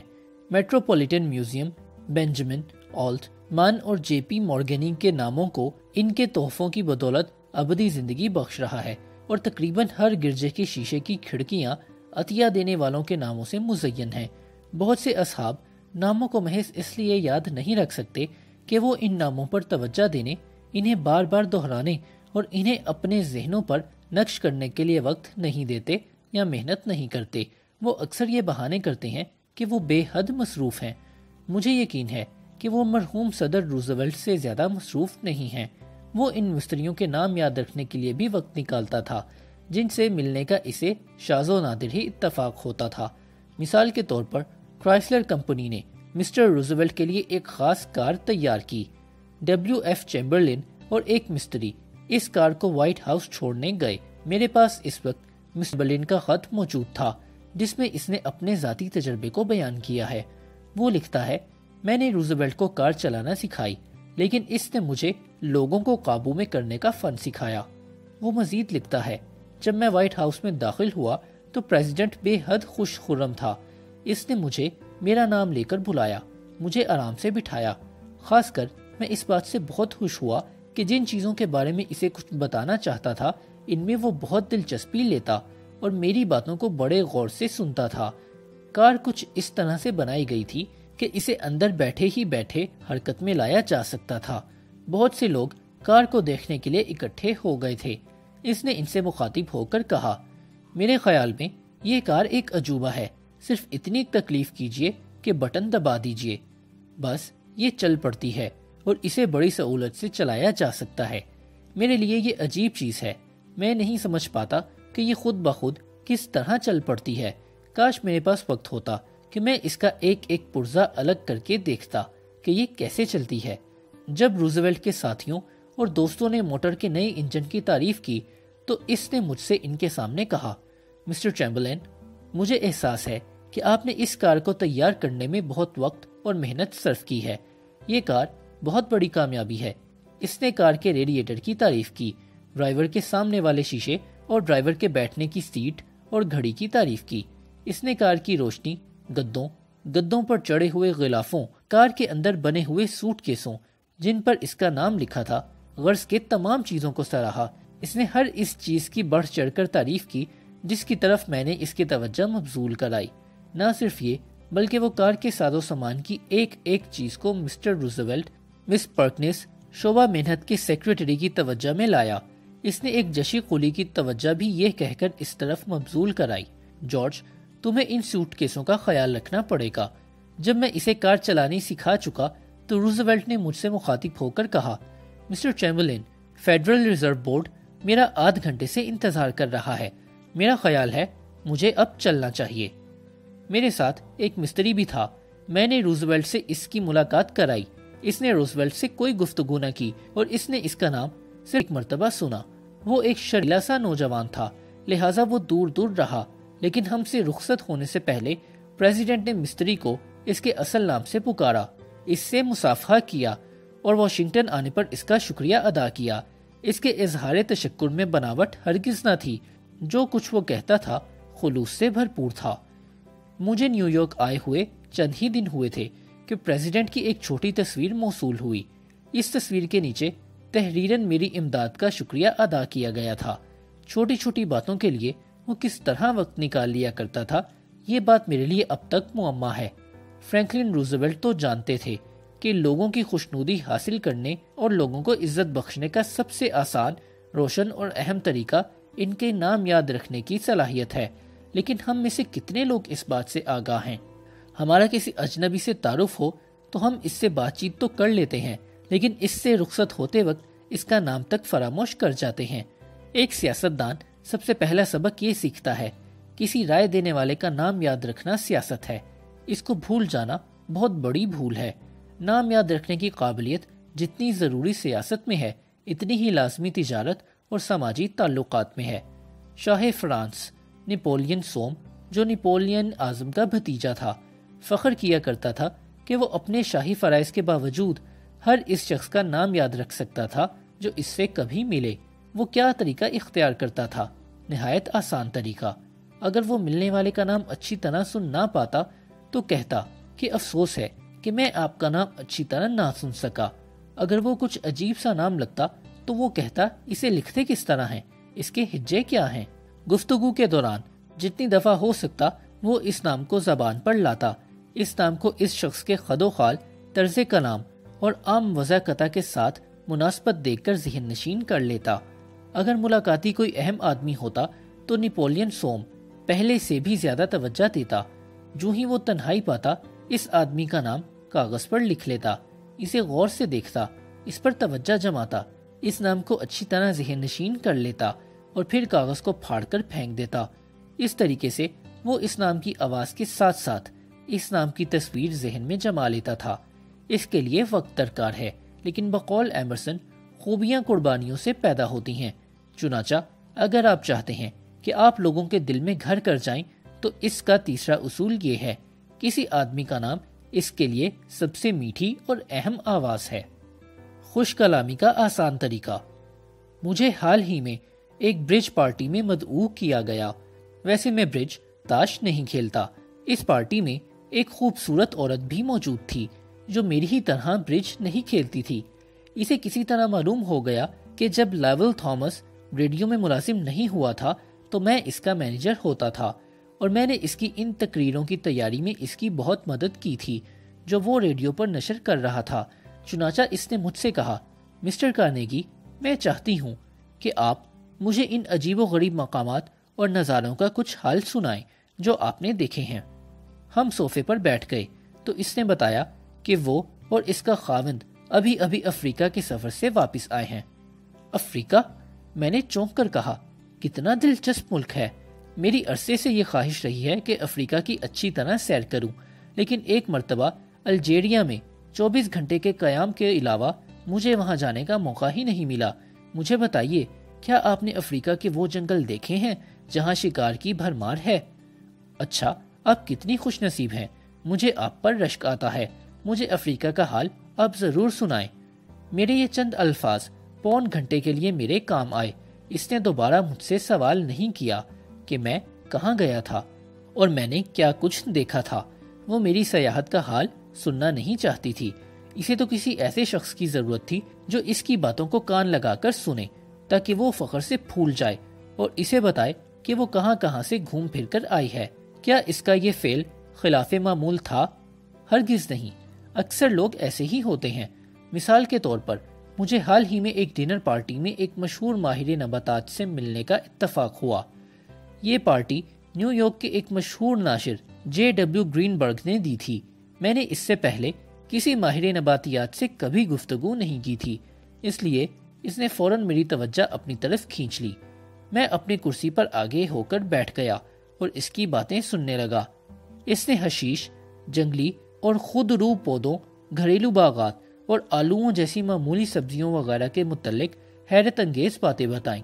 چونکہ میرے یہاں ایک چھوٹا سا باغیچہ تھا، اس لیے میں نے اس سے کئی سوالات کیے اور اس نے میری بہت سی مشکلوں کا حل بتایا۔ جیسا کہ میں نے عرض کیا، ہم ایک ڈنر پارٹی میں مدعو تھے۔ اس میں 10-12 آدمی مدعو تھے، لیکن میں نے آداب مجلس کے تمام اصول توڑ دیے۔ باقی سب کو نظر انداز کر کے میں صرف ماہر نباتیات ہی سے گھنٹوں باتیں کرتا رہا۔ آدھی رات ہو گئی۔ میں نے سب کو شب بخیر کہا اور رخصت ہو کر چلا آیا۔ ماہر نباتیات نے تب میزبان سے مخاطب ہو کر میری تعریفوں کے پل باندھ دیے کہ میں بہت ہی دلکش شخصیت کا مالک تھا، میں یہ تھا، میں وہ تھا، اور اس نے آخر میں کہا کہ میں بہت ہی زیادہ خوش گفتار آدمی تھا۔ ایک خوش گفتار آدمی، میں نے تو مشکل ہی سے کوئی لفظ منہ سے نکالا ہوگا۔ اگر میں کچھ کہنا بھی چاہتا تو موضوع بدلے بغیر شاید ہی کچھ نہ کہہ سکتا، کیونکہ میں نباتیات کے بارے میں اسی حد تک جانتا ہوں جتنا کہ میں عجیب و غریب پرندوں کی جراحی سے باخبر ہوں۔ لیکن میں نے اتنا ضرور کیا تھا کہ میں نے اس شخص کی باتوں کو دلچسپی سے سنا۔ میں نے اس کی باتیں اس لیے سنی کہ میرے لیے وہ سچ مچ پرکشش تھیں۔ اس نے بھی یہی محسوس کیا۔ نتیجے کے طور پر وہ بہت خوش ہوا۔ اس طرح کی باتوں کو غور سے سننا اس شخص کی بہت بڑی تعظیم کے مترادف ہے۔ ووڈ فورڈ نے اپنی کتاب اجنبی محبوب میں لکھا ہے، بہت کم آدمی ایسے ہیں جن پر گہری توجہ اثر انداز نہ ہوتی ہو، اور میں تو گہری توجہ سے بھی آگے نکل گیا تھا۔ میں نے جی بھر کر داد دی اور دل کھول کر تعریف کی۔ میں نے اسے بتایا تھا کہ میں بہت زیادہ خوش ہوا ہوں اور میرے علم میں اضافہ ہوا ہے، اور سچ مچ ایسا ہی ہوا تھا۔ میں نے اس سے کہا کہ کاش میں اس کے ساتھ میدانوں میں گھوم پھر سکتا ہوں، اور واقعی مجھے میدانوں کی سیر بھی کرنی چاہیے۔ میں نے اس سے کہا کہ میں آپ سے کبھی پھر ملوں گا، اور میں ضرور ملوں گا۔ اس نے مجھے بڑا خوش گفتار آدمی تصور کیا، حالانکہ میں محض سننے والا تھا، اور میری باتوں کا مقصد صرف یہ تھا کہ وہ جی کھول کر باتیں سن سکے۔ کاروبار میں کامیاب گفتگو کا راز کیا ہے؟ ایک مشہور عالم چارلس ڈبلیو ایلیٹ کے خیال میں کامیاب کاروباری گفتگو کا کوئی خاص راز نہیں۔ جو آدمی آپ سے بات کر رہا ہے اس کی بات پر پوری توجہ دینا بہت ضروری ہے، اس سے بڑی خوشامد کوئی نہیں۔ یہ بات بالکل صاف ہے۔ آپ کو یہ بات دریافت کرنے کے لیے ہارورڈ یونیورسٹی میں سال ضائع کرنے کی ضرورت نہیں۔ ہم سب ایسے کئی تاجروں کو جانتے ہیں جو بہت مہنگی جگہ کرایہ پر لیں گے، اپنا سامان تجارت حد الوسع کم قیمت پر خریدیں گے، دکان کی کھڑکیوں کو خوب سجائیں گے، ہزاروں روپے اشتہار بازی پر خرچ کریں گے، لیکن کلرک ایسے رکھیں گے کہ جن میں دوسروں کی بات کو توجہ سے سننے کا مادہ ہی نہ ہو، جو بات بات پر گاہکوں کی بات کو کاٹیں گے، انہیں جھٹلائیں گے، انہیں چڑھائیں گے اور انہیں دکان سے بھاگ کھڑے ہونے پر مجبور کریں گے۔ جے سی واٹن کے تجربے کی مثال لیجئے۔ اس نے اپنی کہانی میرے طالب علموں کے سامنے بیان کی۔ اس نے ریاست نیو جرسی کے ایک تجارتی شہر نوارک سے اپنے لیے ایک سوٹ خریدا۔ وہ سوٹ بہت ردی نکلا، کوٹ کا رنگ بہت جلدی اترنے لگا اور اس وجہ سے اس قمیض کا سفید کالر بھی کالا پڑ جاتا تھا۔ وہ اس دکان پر اپنا سوٹ واپس لے گیا اور اسی سیلز مین سے ملاقات کی جس نے اسے یہ سوٹ پسند کروایا تھا۔ اس سے جو بیتا تھا بیان کیا۔ کیا میں نے کہا ہے کہ بیان کیا ہے؟ مجھے افسوس ہے کہ میں نے مبالغہ سے کام لیا۔ اس نے بیان کرنے کی کوشش کی لیکن وہ بیان نہ کر سکا، اس کا بیان کاٹ دیا گیا تھا۔ سیلز مین جھٹ سے بول اٹھا، ہم نے اس قسم کے ہزاروں سوٹ بیچے ہیں اور آپ واحد شخص ہیں جو شکایت لے کر آئے ہیں۔ الفاظ تو اس کے یہی تھے لیکن اس کا لب و لہجہ زیادہ تلخ اور ترش تھا۔ اس کے حد تک امیز لب و لہجے کا مطلب تھا، تم جھوٹ بولتے ہو، تم ہمیں ایک جھوٹا الزام دے رہے ہو۔ فکر نہ کرو، یہاں بھی کوئی کاٹ کے الو نہیں بیٹھے کہ تمہاری باتوں میں آ جائیں۔ اس تکرار کے دوران ایک دوسرا سیلز مین آیا۔ اس نے کہا، تمام کالے سوٹوں کا رنگ پہلے پہل کچھ اتر جاتا ہے، اس کا ہمارے پاس کچھ علاج نہیں۔ پھر آپ کا سوٹ تو بہت معمولی اور کم قیمت کا ہے، رنگ اتر گیا تو باقی کیا رہ گیا؟ واٹن نے ہمیں بتایا، اس وقت تک میرا پارا بھی چڑھ چکا تھا۔ پہلے سیلز مین نے میری ایمانداری پر شک کیا، دوسرے نے میری یہ کہہ کر توہین کی کہ میں نے گھٹیا درجے کا سوٹ خریدا تھا۔ میں گرم ہو گیا، میں انہیں یہ کہنے ہی والا تھا، یہ رہا آپ کا سوٹ، اب سوٹ اور آپ جہنم میں جائیں۔ اتنے میں اتفاقاً دکان کا مینیجر آ گیا۔ وہ اپنے کام کا دھنی تھا۔ اس نے میرا رویہ یکسر بدل دیا۔ اس نے غصے سے بھرے ہوئے شخص کو ایک مطمئن گاہک میں بدل ڈالا۔ یہ اس نے کس طرح کیا؟ 3 باتوں سے۔ پہلی بات یہ کہ اس نے میری بات کو الف سے لے کر یہ تک بڑے غور سے سنا اور بیچ میں خود ایک لفظ نہ کہا۔ دوسرا، جب میں اپنی بات ختم کر چکا اور سیلز مینوں نے دوبارہ اپنے نقطہ ہائے نظر بیان کرنا شروع کیے تو اس نے ان کے ساتھ میری طرف سے بات چیت کی۔ اس نے انہیں نہ صرف میرا کالر دکھایا کہ جو واقعی کالا ہو گیا تھا، بلکہ ان پر یہ بھی زور دیا کہ ان سوٹوں کا فروخت ہی نہ کیا جائے کیونکہ گاہک مطمئن نہیں ہوتے۔ اس نے کہا، مجھے جھگڑے کا سبب معلوم نہ تھا اور مجھ سے کہا، آپ بتائیے کہ میں اس سوٹ کے سلسلے میں کیا کروں؟ جو بھی آپ کہیں گے میں وہی کروں گا۔ چند منٹ بیشتر تو میں انہیں یہ کہنے پر تلا ہوا تھا کہ اپنا سوٹ سنبھالیں، لیکن میں نے جواب دیا، میں آپ کا مشورہ چاہتا ہوں۔ میں یہ جاننا چاہتا ہوں کہ یہ سوٹ حال عارضی ہے تو اس کا کیا کیا جائے۔ اس نے کہا، میں 1 ہفتہ اور سوٹ پہن کر دیکھوں، اگر یہ پھر بھی آپ کی تسلی نہ کر سکے تو واپس لے آئیے، ہم اسے بدل دیں گے۔ ہمیں افسوس ہے کہ ہماری وجہ سے آپ کو اتنی زحمت ہوئی۔ میری تسلی ہوئی اور میں دکان سے چلا آیا۔ ہفتے بعد سوٹ بالکل ٹھیک ہو گیا اور اس دکان پر میرا اعتبار بحال ہو گیا۔ جس شخص نے مجھے مطمئن کر کے بھیجا تھا وہ واقعی اس بات کا مستحق تھا کہ وہ دکان کا مینیجر بنتا۔ جو سیلز مین میرے ساتھ بری طرح پیش آئے تھے وہ ساری عمر اس شخص کے ماتحت رہیں گے، بلکہ ہو سکتا ہے کہ وہ ترقی معکوس کریں اور دکان کے اس شعبے میں تبدیل کر دیے جائیں جہاں سوٹوں کو باندھا سوارا جاتا ہے تاکہ وہ گاہکوں سے دور رہیں۔ اگر سننے والا بات صبر و سکون اور ہمدردی سے سنے تو بڑے سے بڑا ٹھوکر باز اور کڑے سے کڑا نکتہ چین بھی ڈھیلا اور نرم پڑ جاتا ہے۔ جب زہر بھرا نکتہ چین پھنیر سام کی طرح لہرا رہا ہو اور اپنے منہ سے زہر کے مرغولے اگل رہا ہو، اس وقت اس کی باتوں کو خاموشی سے سننے والا شخص اسے آخرکار رام کرے گا۔ مثال کے طور پر نیو یارک ٹیلی فون کمپنی کو معلوم ہوا کہ کہ اسے ایک ایسے شرارتی گاہک سے نپٹنا ہے جس نے ہیلو گرل کو سخت سست کہا، لڑ جھگڑ کر فون کو جڑ سے اکھاڑ پھینکنے کی دھمکی دی۔ اس نے بعض افزانے ادا کرنے سے انکار کر دیا کیونکہ اس کے خیال میں وہ ناجائز تھے۔ اس نے اخباروں میں خط لکھے، اس نے پبلک سروس کمیشن کے نام بے شمار شکایات لکھیں اور کمپنی کے خلاف کئی مقدمے دائر کر دیے۔ آخرکار کمپنی نے اس طوفان بدتمیزی سے ملاقات کرنے کے لیے اپنا ایک بہترین مصیبت شکن بھیجا۔ کمپنی کا آدمی اس کی باتیں سن سن کر ہاں ہاں کرتا گیا اور اس کی شکایت سے گہری ہمدردی کا اظہار کرتا گیا۔ کمپنی کے آدمی نے میری جماعت کے سامنے یہ بیان دیا۔ وہ متواتر 3 گھنٹے تک بکواس کرتا گیا اور میں سنتا گیا۔ پھر میں تھک کر واپس آ گیا اور اس سے دوبارہ ملنے کا وعدہ کر آیا۔ میں اس سے 4 مرتبہ ملا۔ چوتھی ملاقات ہونے سے پہلے میں اس کی تنظیم کا ایک مستند رکن بن چکا تھا جو وہ بنا رہا تھا۔ میں نے اپنی تنظیم کا نام انجمن حفاظت حقوق رکھا۔ میں ابھی تک اس جماعت کا کارکن ہوں اور جہاں تک مجھے علم ہے اس کے صرف 2 رکن ہیں، ایک بھلا مانس وہ خود اور دوسرا میں۔ میں نے اس کی باتیں سنی اور ان ملاقاتوں کے دوران میں اس نے جتنی بھی شکایات پیش کی میں نے ان میں سے ہر ایک پر ہمدردی کا اظہار کیا۔ ٹیلی فون کمپنی کے کسی ملازم نے اس سے پہلے اس طرح اس سے بات چیت نہیں کی تھی۔ وہ بہت حد تک میرا دوست بن گیا۔ پہلی ملاقات میں تو میں نے اس سے اس بات کا ذکر تک نہ کیا جس کے لیے میں ملنے گیا تھا۔ اس کا تذکرہ دوسری اور تیسری ملاقات میں بھی نہ ہوا، لیکن چوتھی ملاقات پر میں نے سارا معاملہ بالکل طے کر لیا۔ اس سے اپنے بلوں کی پوری رقم وصول کی اور جب سے اس نے ٹیلی فون کمپنی کے خلاف کمیشن کو شکایات لکھنا شروع کی تھیں اس وقت سے لے کر اب تک وہ مسلسل شکایات کا تومار باندھے جا رہا تھا۔ لیکن میری چوتھی ملاقات کے بعد اس نے سب کی سب شکایات واپس لے لیں۔ بلا شبہ وہ بزرگوار اپنے آپ کو لوگوں کے حقوق کی بے رحم پامالی کے خلاف لڑنے والا مجاہد سمجھتے تھے، لیکن حقیقت صرف اتنی تھی کہ وہ اپنے احساس برتری کی تسکین چاہتے تھے۔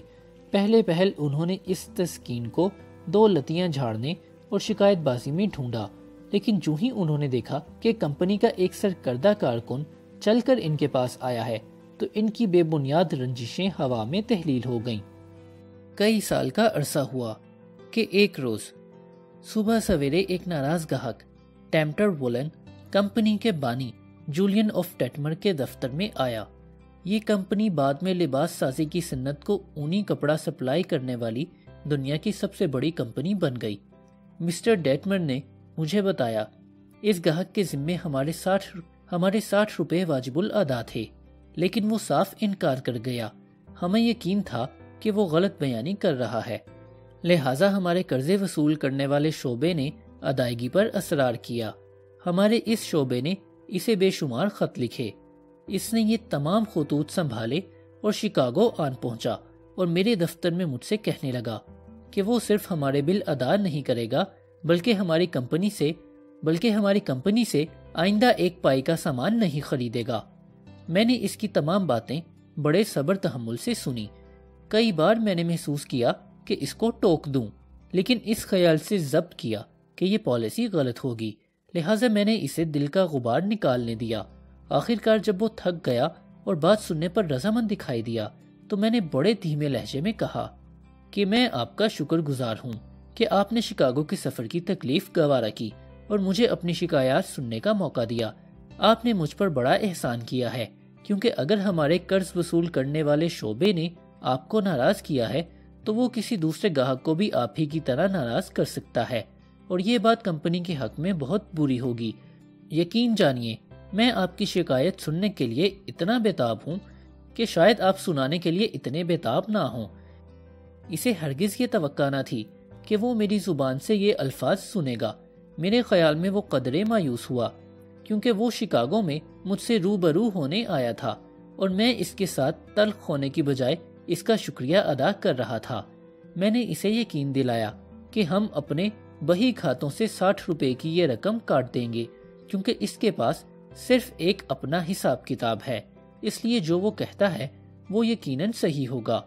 لیکن چونکہ ہمارے کلرکوں کو ایسے ہزاروں حساب کتاب رکھنے پڑتے ہیں لہٰذا غلطی کا امکان ہے اور ہو سکتا ہے یہ رقم خود بخود اس کے ذمے پڑ گئی ہو۔ میں نے اس سے کہا کہ میں اس کے احساسات کو سمجھتا ہوں۔ اگر میں اس کی جگہ ہوتا تو میں بھی اسی کی طرح محسوس کرتا۔ چونکہ وہ آئندہ ہمارے یہاں کچھ بھی نہ خریدنا چاہتا تھا، اس لیے میں نے 1-2 اچھی دکانوں کے نام تجویز کر دیے۔ ماضی میں جب کبھی وہ ہمارے یہاں آتا تھا تو ہم عام طور پر اسے کھانے پر مدعو کرتے تھے۔ آج بھی میں نے اس سے اپنے ساتھ لنچ کھانے کی درخواست کی۔ اس نے نیم دلی سے میری درخواست قبول کر لی، لیکن جب وہ دفتر میں واپس آیا تو اس نے ہمیں اتنا بڑا آرڈر دیا کہ اس سے پہلے کبھی نہ دیا تھا۔ وہ مطمئن ہو کر واپس گیا اور اس نے طے کیا کہ وہ بھی ہمارے ساتھ ویسی ہی صفائی سے پیش آئے گا جس طرح ہم نے اس کے ساتھ برتاؤ کیا تھا۔ اس نے واپس جا کر بلوں کی دوبارہ جانچ پڑتال کی۔ ایک بل کسی غلط جگہ پر رکھا گیا تھا۔ اسے ڈھونڈ نکالا اور معذرت کے ساتھ 60 روپے کا چیک ہمیں بھجوایا۔ کچھ عرصے بعد اس کے ہاں بیٹا پیدا ہوا۔ اس نے اس کا نام ہماری کمپنی کے نام پر ڈیٹ میں رکھا۔ اس کے بعد وہ 22 سال تک زندہ رہا اور مرتے دم تک ہمارا دوست اور گاہک بنا رہا۔ کئی سال کی بات ہے کہ ایک ولندیزی گھرانہ اپنے ملک سے ہجرت کر کے امریکہ میں آباد ہوا۔ یہ لوگ بہت غریب تھے۔ ان کا لڑکا اسکول سے آ کر ایک نان بائی کی دکان پر 2 روپیہ فی ہفتہ کے حساب سے دکان کی کھڑکیاں وغیرہ دھونے کی مزدوری کیا کرتا تھا۔ اس کے والدین اس قدر غریب تھے کہ وہ بیچارہ ٹوکری لے کر ریلوے اسٹیشن جایا کرتا تھا اور ریل کے ڈبوں سے گرا ہوا چن کر لاتا تاکہ کھانا تیار ہو سکے۔ اس لڑکے کا نام ایڈورڈ بک تھا۔ وہ صرف 6ٹھی جماعت تک تعلیم پا سکا، لیکن رفتہ رفتہ وہ ایک بہت ہی بڑا ایڈیٹر بن گیا۔ اس سے پہلے امریکی صحافت کی تاریخ میں اتنا کامیاب مدیر پیدا نہیں ہوا تھا۔ اس نے یہ ترقی کس طرح کی، یہ ایک طویل داستان ہے، لیکن اس نے صحافت میں جس طرح قدم رکھا اسے مختصراً بیان کیا جا سکتا ہے۔ اس نے اپنے اس شاندار مستقبل کا آغاز انہی اصولوں پر چل کر کیا جو اس کتاب میں بتائے گئے تھے۔ اس نے 13 سال کی عمر میں اسکول چھوڑا اور ویسٹرن یونین کا چپراسی بن گیا۔ اس کی اجرت 25 روپے فی ہفتہ تھی۔ اس نے اپنی تعلیم و تربیت کا خیال ایک لمحے کے لیے بھی اپنے دل سے محو نہ ہونے دیا۔ وہ پیدل سفر کرتا اور بعض اوقات ایک وقت کا کھانا بھی ترک کر دیتا۔ اس طرح اس کے پاس اتنی رقم جمع ہو گئی کہ اس نے امریکہ کے بڑے بڑے آدمیوں کی زندگی کے حالات کی ایک مکمل کتاب خرید لی۔ اس کے بعد اس نے ایک اچھوتا کام شروع کر دیا۔ وہ مشہور اشخاص کی زندگی کے حالات پڑھتا اور انہیں خط لکھ کر ان کے بچپن کی زندگی کے مزید حالات معلوم کرتا۔ دوسروں کی بات پر کان دھرنا جانتا تھا۔ اس نے مشہور و معروف ہستیوں کو ان کے اپنے متعلق باتیں کرنے پر اکسایا۔ اس نے جنرل گارفیلڈ کے نام خط لکھا جو اس وقت امریکہ کی صدارت کے لیے انتخاب لڑ رہے تھے۔ اس خط میں اس نے استفسار کیا کہ گارفیلڈ اپنے بچپن میں سچ مچ کسی نہر پر کشتی کھینے کا کام کرتے تھے۔ گارفیلڈ نے اس کے خط کا باقاعدہ جواب دیا۔ اس نے جنرل گرانٹ سے ایک لڑائی کا پوچھا اور جنرل گرانٹ نے اسے جنگ کا نقشہ کھینچ کر دیا اور اس 14 سالہ لڑکے کو ڈنر پر بلایا اور ایک پوری شام اس کے ساتھ بات چیت میں گزاری۔ اس نے ایمرسن کے نام خط لکھا اور اسے اپنے متعلق گفتگو کرنے پر ابھارا۔ اس طرح یہ ادنا سا لڑکا تھوڑے ہی عرصے میں ہماری قوم کے بڑے بڑے افراد کے ساتھ بات چیت کرنے لگا۔ وہ نہ صرف ان کے ساتھ خط و کتابت کرتا بلکہ جب کبھی اسے چھٹیاں ملتیں وہ ان معزز اشخاص سے ملنے جاتا۔ ہر کوئی ایک عزیز مہمان کی طرح اس کا استقبال کرتا۔ اس تجربے سے اس میں زبردست خود اعتمادی پیدا ہو گئی۔ ان عظیم مرتبہ مردوں اور عورتوں نے اسے وہ بصیرت عطا کی جس نے اس کی زندگی میں عظیم انقلاب پیدا کر دیا۔ اور یہ نہ بھولیے کہ یہ سب کامیابی صرف انہی اصولوں کی مدد سے حاصل کی جن کا ذکر اس کتاب میں کیا گیا ہے۔ اسحاق ایف مارکوسن مشاہیر عالم سے انٹرویو کرنے کا سب سے بڑا ماہر ہے۔ اس کا کہنا ہے کہ بہت سے لوگ اس لیے دوسروں پر اثر انداز نہیں ہو سکتے کہ وہ دوسروں کی بات کو کان لگا کر نہیں سنتے۔ وہ اس خیال میں ڈوبے رہتے ہیں کہ وہ بات ختم کرے گا تو ہم کیا کہیں گے۔ وہ اپنے کان کھلے نہیں رکھتے بلکہ اپنی زبان تیز کرنے میں لگے رہتے ہیں۔ مجھے بڑے آدمیوں کی باتوں سے یہ سبق ملا ہے کہ وہ اچھا بولنے والوں پر اچھا سننے والوں کو ترجیح دیتے ہیں۔ دوسروں کی بات کو توجہ سے سننے کی اہلیت دوسری صفات کے مقابلے میں کامیاب ہے۔ نہ صرف بڑے آدمی ہی توجہ سے بات سننے والے کو پسند کرتے ہیں بلکہ چھوٹے لوگ بھی انہیں ہی پسند کرتے ہیں۔ ایک مرتبہ رسالہ ریڈرز ڈائجسٹ میں کسی نے لکھا تھا، بہت سے لوگ کسی ڈاکٹر کو بلا بھیجتے ہیں، حالانکہ انہیں صرف ایسے شخص کی ضرورت ہوتی ہے جو ان کے من کی بات دل لگا کر سنے۔ خانہ جنگی کے تاریک دنوں میں لنکن نے اپنے ایک قدیم دوست کو خط لکھ کر واشنگٹن بلایا۔ وہ شخص اسپرنگ فیلڈ میں رہتا تھا۔ وہ اس سے چند ضروری مسائل پر تبادلہ خیال کرنا چاہتا تھا۔ لنکن کا قدیم ہمسایہ جب وائٹ ہاؤس پہنچا تو وہ اس کے ساتھ کئی گھنٹے تک اس موضوع پر گفتگو کرتا رہا کہ غلاموں کی آزادی کا اعلان کرنا مناسب ہے یا نہیں۔ اس اقدام کے حق میں اور خلاف جتنی بھی دلیلیں پیش کی جا سکتی تھیں لنکن نے پیش کی۔ اس کے بعد اخبارات میں شائع شدہ مضامین اور خطوط پڑھے۔ ان میں سے بعض میں اسے اس لیے کوسا گیا تھا کہ وہ غلاموں کو کیوں آزاد کر رہا ہے، اور بعض میں اس لیے کہ وہ غلاموں کی عام آزادی کا قدم اٹھاتے ہوئے ہچکچاتا کیوں ہے۔ اس کے ساتھ کئی گھنٹے گفتگو کرنے کے بعد لنکن نے اپنے اس پرانے دوست سے مصافحہ کیا، اسے شب بخیر کہا اور اس کی رائے پوچھے بغیر اسے واپس بھیج دیا۔ اس اثنا میں صرف لنکن ہی بولتا رہا۔ اس طرح اس کا ذہن صاف ہو گیا۔ اس کے قدیم دوست نے بتایا، اس گفتگو کے بعد لنکن مطمئن اور پرسکون نظر آتا تھا۔ لنکن کو مشورے کی ضرورت نہ تھی، اسے صرف ایک ایسے شخص کی حاجت تھی جس کے سامنے وہ اپنے دل کا غبار نکال سکے اور جو اس کی باتوں کو نہایت ہمدردی اور دوستانہ انداز سے سنتا جائے، اور یہی کچھ ہم سب چاہا کرتے ہیں جب ہم کسی مصیبت میں پھنس گئے ہوں، اور یہی کچھ ناراض گاہک، غیر مطمئن ملازمین اور روٹھے ہوئے دوست چاہا کرتے ہیں۔ اگر آپ جاننا چاہتے ہیں کہ لوگ کس طرح آپ سے دور بھاگیں اور آپ کی پیٹھ پیچھے آپ پر کہے لگائیں اور آپ سے سخت نفرت کریں، تو نسخہ یہ ہے: کسی کی زیادہ دیر تک بات نہ سنیے، اپنی ہی سناتے جائیے۔ جب کوئی دوسرا شخص بول رہا ہو اور آپ کے ذہن میں کوئی نیا خیال ابھرے تو اس کی بات ختم ہونے کا انتظار نہ کیجیے، وہ آپ جیسا عقل مند نہیں۔ اس کی فضول بکواس کو سننے میں آپ اپنا وقت ضائع کیوں کریں؟ فوراً بیچ میں ہی برس پڑیے اور اسے اپنی بات پوری نہ کرنے دیجیے۔ کیا اس نسخے پر عمل کرنے والوں سے آپ کا پالا پڑا ہے؟ بدقسمتی سے مجھے ایسے کئی لوگوں سے واسطہ پڑا ہے، اور حیرانی کی بات یہ ہے کہ ان میں سے اکثر اخلاق کا پرچار کرنے والے تھے۔ ایسے لوگ محض اکتاہٹ پھیلاتے ہیں۔ یہ لوگ اپنی خودی کے نشے میں مست ہیں، اپنی برتری کے احساس میں بری طرح جکڑے ہوئے ہیں۔ جو شخص اپنے متعلق ہی گپ ہانکتا ہے، صرف اپنی ذات کے متعلق سوچتا ہے، اور جیسا کہ ڈاکٹر نکلس میورے، صدر کولمبیا یونیورسٹی نے کہا ہے، جو آدمی اپنی ذات ہی کے متعلق سوچتا ہے وہ تعلیم و تربیت سے بری طرح بے بہرا ہے۔ اس نے علم خواہ کتنا ہی پڑھا ہو، لیکن اسے ان پڑھ ہی سمجھنا چاہیے۔ اس لیے اگر آپ ایک خوش گفتار شخص بننا چاہتے ہیں تو اپنے اندر لوگوں کی باتیں سننے کی صلاحیت پیدا کیجیے۔ بقول مسز چارلز نارتھملی، اگر آپ دلچسپی کے طلبگار ہیں تو دوسروں میں دلچسپی لیجیے۔ ایسے سوالات کیجیے جن کا جواب دیتے وقت دوسروں کو خوشی محسوس ہو۔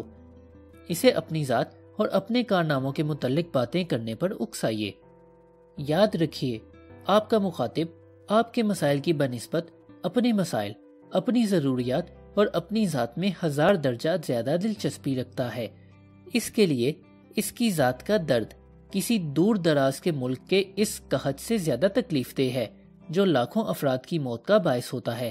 اسے اپنی گردن کا پھوڑا افریقہ کے 40 زلزلوں سے زیادہ تکلیف دہ معلوم ہوتا ہے۔ آئندہ جب آپ کسی سے گفتگو کریں تو اس بات کو نہ بھولیے۔ بس اگر آپ لوگوں کے دل میں گھر کرنا چاہتے ہیں تو چوتھا اصول یہ ہے: دوسروں کی بات توجہ سے سنیے اور انہیں ان کے اپنے متعلق بات کرنے پر ابھاریے۔ خط پر نظر ثانی نہیں کی جا سکی۔ اس نے میرے خط کا جواب دینے کی زحمت نہیں اٹھائی۔ اس نے میرا خط واپس کر دیا اور نیچے یہ لکھ دیا: گستاخی کا جواب گستاخی میں دینا میں نے پسند نہیں کیا۔ یہ سچ ہے، میں نے غلطی کی تھی اور میں اس سرزنش کا مستحق بھی تھا، لیکن انسان ہونے کی حیثیت سے مجھے یہ جواب سخت ناگوار گزرا۔ میں نے اس شدت کے ساتھ اس کو محسوس کیا کہ 10 سال بعد جب میں نے ہارڈنگ کی انتقال کی خبر سنی تو اس وقت بھی یہ احساس میرے دل میں چٹکیاں لے رہا تھا۔ اگر ہم کسی کا غضب بھڑکانا چاہتے ہیں جس کا اثر سالہ سال تک بلکہ موت تک باقی رہے، تو آئیے ہم اس پر جلی کٹی نکتہ چینی شروع کر دیں، خواہ ہمیں اس بات کا یقین ہی ہو کہ ہماری نکتہ چینی درست ہے، لیکن اس کا نتیجہ وہی نکلے گا۔ لوگوں سے برتاؤ کرتے وقت ہمیں اس امر کا خیال رکھنا چاہیے کہ ہم دوسروں کی باتوں کو غور سے سنیں۔ لوگوں کو متوجہ کیسے کیا جائے؟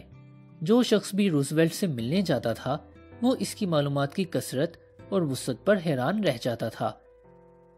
گیمائل برائفورڈ لکھتا ہے، ان سے ملنے والا خواہ گوالا ہو یا شہ سوار ہوتا، خواہ کوئی نیو یارک کا سیاستدان یا کوئی سفیر ہوتا، روزویلٹ جانتے تھے کہ اس سے کیا باتیں کرنی چاہیے۔ یہ کیسے ممکن تھا؟ اس کا جواب نہایت آسان ہے۔ جب کبھی روزویلٹ کو کسی ملاقاتی کے آنے کی توقع ہوتی، اس روز رات کو وہ دیر تک اس موضوع کے مطالعے میں مصروف رہتے تھے جس میں ان کا ملاقاتی خاص دلچسپی رکھتا تھا۔ تمام رہنماؤں کی طرح روزویلٹ بھی جانتے تھے کہ کسی آدمی کے دل میں گھر کرنے کا سیدھا طریقہ یہ ہے کہ ان چیزوں کے متعلق ان سے گفتگو کی جائے جنہیں وہ بہت عزیز رکھتا ہے۔ ییل یونیورسٹی کے سابق پروفیسر ولیم لیون فلپس نے یہ سبق اپنی زندگی کے ابتدائی ایام میں ہی سیکھ لیا تھا۔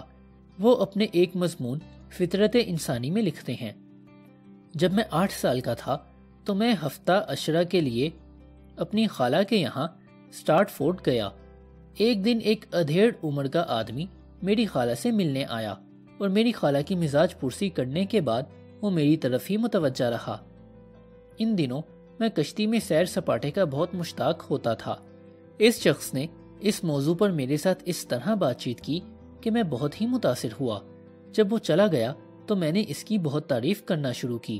کیسا دلچسپ آدمی ہے، اسے کشتیوں میں کتنی گہری دلچسپی ہے، لیکن میری خالہ نے بتایا کہ وہ نیو یارک کا ایک وکیل ہے اور اسے کشتیوں سے کوئی دلچسپی نہیں، نہ ہی اس کا محبوب مشغلہ ہے۔ تو پھر وہ سارا وقت مجھ سے کشتیوں کی باتیں کیوں کرتا رہا؟ میں نے سوال کیا۔ خالہ بولی، اس لیے کہ وہ بے حد شریف انسان ہے۔ اس نے دیکھا کہ تمہیں کشتیوں میں دلچسپی ہے، چنانچہ اس نے ایسی گفتگو کی جس کے متعلق اس سے علم تھا کہ تمہیں اس میں دلچسپی ہے، اور ایسی باتیں کی جن کو سن کر تمہیں خوشی ہوئی۔ وہ مزید لکھتے ہیں کہ میں نے اپنی خالہ کی اس بات کو آج تک فراموش نہیں کیا۔ یہ سطور لکھتے وقت میرے سامنے بوائے اسکاؤٹ تحریک کے ایک سرگرم کارکن ایڈورڈ شیلف کا خط رکھا ہے۔ مسٹر شیلف لکھتے ہیں، ایک دن مجھے امداد کی ضرورت محسوس ہوئی۔ یورپ میں اسکاؤٹس کا ایک بہت بڑا اجتماع ہونے والا تھا۔ میں چاہتا تھا کہ امریکہ کے ایک بہت ہی بڑے تجارتی ادارے کے صدر ہمارے ایک اسکاؤٹ کے یورپ آنے جانے کا خرچ ادا کریں۔ خوش قسمتی سے مجھے ان کے پاس جانے سے پہلے معلوم ہوا کہ انہوں نے کچھ دیر ہوئی 40 لاکھ کا چیک نقدی میں تبدیل کروایا ہے۔ یہ چیک پہلی بار تو بینک والوں نے نامنظور کر دیا تھا، لیکن انہوں نے دوبارہ نیا چیک کاٹ کر رقم نکلوا لی تھی۔ جب میں ان کے دفتر گیا تو پہلی بات جو میں نے کی وہ اسی چیک کو دیکھنے کی درخواست کی۔ 40 لاکھ کا چیک! مجھے کسی ایسے شخص کا علم نہیں تھا جس نے اتنی بڑی رقم کا چیک لکھا ہو۔ میں نے کہا کہ میں اپنے اسکاؤٹس کو بتاؤں گا کہ میں نے سچ مچ 40 لاکھ روپے کا چیک دیکھا ہے۔ انہوں نے بڑی خوشی سے مجھے چیک دکھایا۔ میں نے چیک کی تعریف کی اور ان سے درخواست کی کہ وہ مجھے تفصیل سے بتائیں کہ وہ کس طرح اتنی بڑی رقم کا چیک کیش کرانے میں کامیاب ہوئے۔ دیکھا آپ نے، مسٹر شیلف نے گفتگو کا آغاز بوائے اسکاؤٹ تحریک سے نہیں کیا، یا یورپ میں ہونے والے اسکاؤٹس کے اجتماع یا اپنی ضرورت سے بات شروع نہیں کی۔ اس نے اپنی مخاطب کی دل پسند بات سے گفتگو شروع کی اور اس کا نتیجہ یہ ہوا۔ انہوں نے از خود مجھ سے پوچھا، اوہ غلطی معافی، میں یہ پوچھنا بھول گیا کہ آپ کس سلسلے میں ملنا چاہتے تھے۔ چنانچہ میں نے اپنا مدعا بیان کیا۔ مسٹر شیلف مزید لکھتے ہیں، میری حیرانی کی کوئی انتہا نہ رہی۔ انہوں نے نہ صرف میری درخواست منظور کر لی بلکہ اس سے بھی زیادہ امداد کی۔ میں نے صرف ایک اسکاؤٹ کا خرچ مانگا تھا، لیکن انہوں نے 5 مزید اسکاؤٹس کے سوا میرا خرچ بھی دیا۔ انہوں نے مجھے 4000 کی ہنڈی دی اور کہا کہ ہم یورپ میں 7 ہفتے تک ٹھہریں۔ انہوں نے ہمیں اپنی شاہوں کے منتظمین کے نام تعارفی خطوط بھی دیے۔ ان سے کہا گیا کہ میری حد الوسع امداد کریں اور خود ہم سے پیرس میں ملے اور ہمیں سارا شہر دکھایا۔ اس وقت سے لے کر اب تک وہ کئی غریب والدین کے اسکاؤٹ لڑکوں کو ملازمت بہم پہنچا چکے ہیں اور اب تک ہمارے گروپ کے بہت سرگرم کارکن ہیں۔ اگر میں معلوم نہ کر سکتا کہ وہ کس چیز میں زیادہ دلچسپی رکھتے ہیں اور پہلے انہیں مسرت نہ پہنچاتا تو ان سے کام لینا 10 گنا مشکل ہو جاتا۔ کیا یہ طریقہ تجارت میں بھی کام دے سکتا ہے؟ آئیے دیکھیں کہ کاروبار کے سلسلے میں اس طریقے سے کہاں تک کامیابی حاصل ہو سکتی ہے۔ نیو یارک کی ایک بہت بڑی بیکری کے مالک مسٹر ہنری جے ڈیوڈ نائے کی مثال لیجئے۔ مسٹر ڈیوڈ نائے ایک ہوٹل میں اپنی ڈبل روٹیاں فروخت کرنے کی کوشش کرتے رہے تھے۔ وہ 4 سال تک ہر ہفتے اس ہوٹل کے مینیجر سے ملتے رہے۔ وہ ایسے تفریحی اجتماعوں میں شریک ہوتے جن میں وہ مینیجر شرکت کیا کرتا تھا، یہاں تک کہ انہوں نے اسی ہوٹل میں کمرے کرائے پر لے لیے اور وہیں رہنے لگے تاکہ کسی طرح ان کا کام بن جائے، لیکن پھر بھی وہ اپنے مقصد میں کامیاب نہ ہو سکے۔ مسٹر ڈیوڈ نائے بیان کرتے ہیں، میں نے انسانی تعلقات کے بارے میں کتابیں پڑھنے کے بعد اپنے طریقہ کار کو بدلنے کا فیصلہ کیا۔ میں نے یہ معلوم کرنے کی کوشش کی کہ ہوٹل کے مینیجر کو کس چیز میں زیادہ دلچسپی ہے اور کون سی چیز اس کے دل میں ہلچل پیدا کر سکتی ہے۔ مجھے معلوم ہوا کہ وہ ہوٹل والوں کی ایک سوسائٹی کا ممبر ہے جس کا نام امریکی ہوٹل کا استقبالیہ ہے۔ نہ صرف وہ اس کا ممبر تھا بلکہ اس کی سرگرمیوں نے اسے اس سوسائٹی کا صدر بھی منتخب کر دیا تھا، اور وہ بین الاقوامی گریٹرز کا بھی صدر تھا۔ اس سوسائٹی کا اجلاس خواہ کہیں ہو وہ ضرور پہنچتا، خواہ اسے پہاڑوں، سمندروں یا ریگستانوں کو عبور کرنا پڑتا۔ میں اگلے دن اس سے ملا تو میں نے استقبالیہ سے متعلق بات چھیڑ دی، اور اس گفتگو کا اثر اس پر جادو کی طرح ہوا۔ وہ کوئی آدھا گھنٹہ مجھ سے اس موضوع پر بات کرتا رہا۔ بعض اوقات اس کی آواز مارے جوش کے کپ کپ آنے لگتی۔ مجھے صاف معلوم ہو رہا تھا کہ یہ سوسائٹی اس کا دل پسند مشغلہ ہے، اس کی زندگی کی روح ہے۔ دفتر چھوڑنے سے پہلے اس نے مجھے اس سوسائٹی کی رکنیت پیش کی۔ میں نے اس اسنا میں اس سے ڈبل روٹیوں کا ذکر تک نہ کیا تھا، لیکن چند دنوں کے بعد اس کے ہوٹل کے محتمم نے مجھے فون کیا اور ڈبل روٹیوں کے نمونے اور قیمتوں کی فہرست لے کر آنے کے لیے کہا۔ محتمم نے ان الفاظ میں میرا خیر مقدم کیا، میں حیران ہوں کہ آپ نے مینیجر پر کیا جادو کر دیا ہے، وہ تو آپ کے ہاتھوں بک چکا ہے۔ خیال کیجئے کہ میں 4 سال تک اسی شخص کے پیچھے جوتیاں چٹکھاتا پھرا تھا، اپنا ڈھنڈورا پیٹتا رہا کہ کہیں میرا کام بن جائے، اور شاید اب بھی وہی صورتحال ہوتی اگر میں نے یہ جاننے کی زحمت نہ کی ہوتی کہ وہ کس کام میں دلچسپی رکھتا ہے اور کس چیز کے متعلق وہ گفتگو کر کے خوش ہوتا ہے۔ اس لیے اگر آپ چاہتے ہیں کہ لوگ آپ کو پسند کریں تو 5واں اصول یہ ہے، دوسرے شخص کی دلچسپی کی بات کیجیے۔ کس طرح لوگ آپ کو فوراً پسند کرنے لگیں۔ میں نیو یارک کے کسی ڈاک خانے میں ایک خط کی رجسٹری کرانے کے لیے قطار میں کھڑا اپنی باری کا انتظار کر رہا تھا۔ میں نے دیکھا کہ رجسٹری کلرک اپنے کام سے اکتا چکا تھا۔ لفافوں کا وزن کرتے کرتے، ٹکٹ بانٹتے ٹکٹ لگے لفافے واپس لیتے اور رسیدیں جاری کرتے کرتے وہ تھک چکا تھا۔ وہ سالہ سال سے یہی بے لطف کام کرتا آیا تھا۔ میں نے اپنے دل میں کہا، میں چاہتا ہوں کہ یہ نوجوان مجھے پسند کرے۔ ظاہر ہے اس کی توجہ کو اپنی طرف کھینچنے کے لیے مجھے اپنی ذات کی بجائے خود اس کے متعلق کوئی عمدہ سی بات کرنی چاہیے تھی۔ اس لیے میں نے اپنے دل سے پوچھا کہ اس کلرک میں کون سی ایسی بات ہے جس کی میں ایمانداری سے تعریف کر سکتا ہوں۔ اس سوال کا جواب بعض اوقات بڑی مشکل سے ہاتھ آتا ہے، خاص طور پر اس وقت جبکہ یہ سوال اجنبیوں سے متعلق ہو۔ لیکن میرے لیے یہ سوال اس وقت کچھ اتنا مشکل نہ تھا۔ مجھے فوراً ایک ایسی چیز نظر آ گئی جس کی میں جائز طور پر تعریف کر سکتا تھا۔ جب وہ میرا لفافہ تول رہا تھا تو میں نے بڑے جوش آمیز لہجے میں کہا، کاش میرے بال بھی آپ کے سے ہوتے۔ کلرک نے حیران ہو کر اوپر دیکھا۔ اس کا چہرہ مسکراہٹ سے چمک رہا تھا۔ انکسار سے کہا، ہاں، اب یہ بال ویسے کہاں رہے جیسے کبھی ہوا کرتے تھے۔ میں نے اسے یقین دلایا کہ ہو سکتا ہے اس کے بالوں کی خوبصورتی قدرے کم ہو گئی ہو، لیکن اب بھی یہ بہت شاندار ہیں۔ وہ بے حد خوش ہوا۔ ہم نے تھوڑا عرصہ دلچسپ گفتگو کی، اور آخری بات جو اس نے مجھ سے کہی تھی یہ تھی، بہت سے لوگوں نے میرے بالوں کی تعریف کی ہے۔ میرا دعویٰ ہے کہ وہ نوجوان اس روز کھانا کھانے گیا ہوگا تو اس کے پاؤں زمین پر نہ پڑتے ہوں گے۔ مجھے یقین ہے کہ اس نوجوان نے یہ بات رات کو اپنی بیوی سے ضرور کہی ہوگی۔ میرا دعویٰ ہے کہ اس نے اس روز آئینہ دیکھ کر کہا ہوگا، یہ میرا بالوں بھرا سر کتنا خوبصورت ہے۔ میں نے یہ کہانی ایک مرتبہ ایک اجتماع میں بیان کی تو بعد میں ایک شخص نے مجھ سے سوال کیا، آپ کو اس رجسٹری کلرک سے آخر کیا مطلب تھا؟ میں اس سے کیا حاصل کرنا چاہتا تھا؟ مجھے اس سے کیا کام تھا؟ مجھے اس سے کیا غرض تھی؟ اگر ہم اس قدر خود غرض ہیں کہ کسی کو ذرا بھی خوش نہیں کر سکتے، دوسرے آدمی سے معاوضے کی تمنا رکھے بغیر اس کی حوصلہ افزائی نہیں کر سکتے، اگر ہماری روحیں اتنی ہی چھوٹی اور تنگ ہیں تو ہمیں ہمیشہ ناکامی کا منہ دیکھنا پڑے گا۔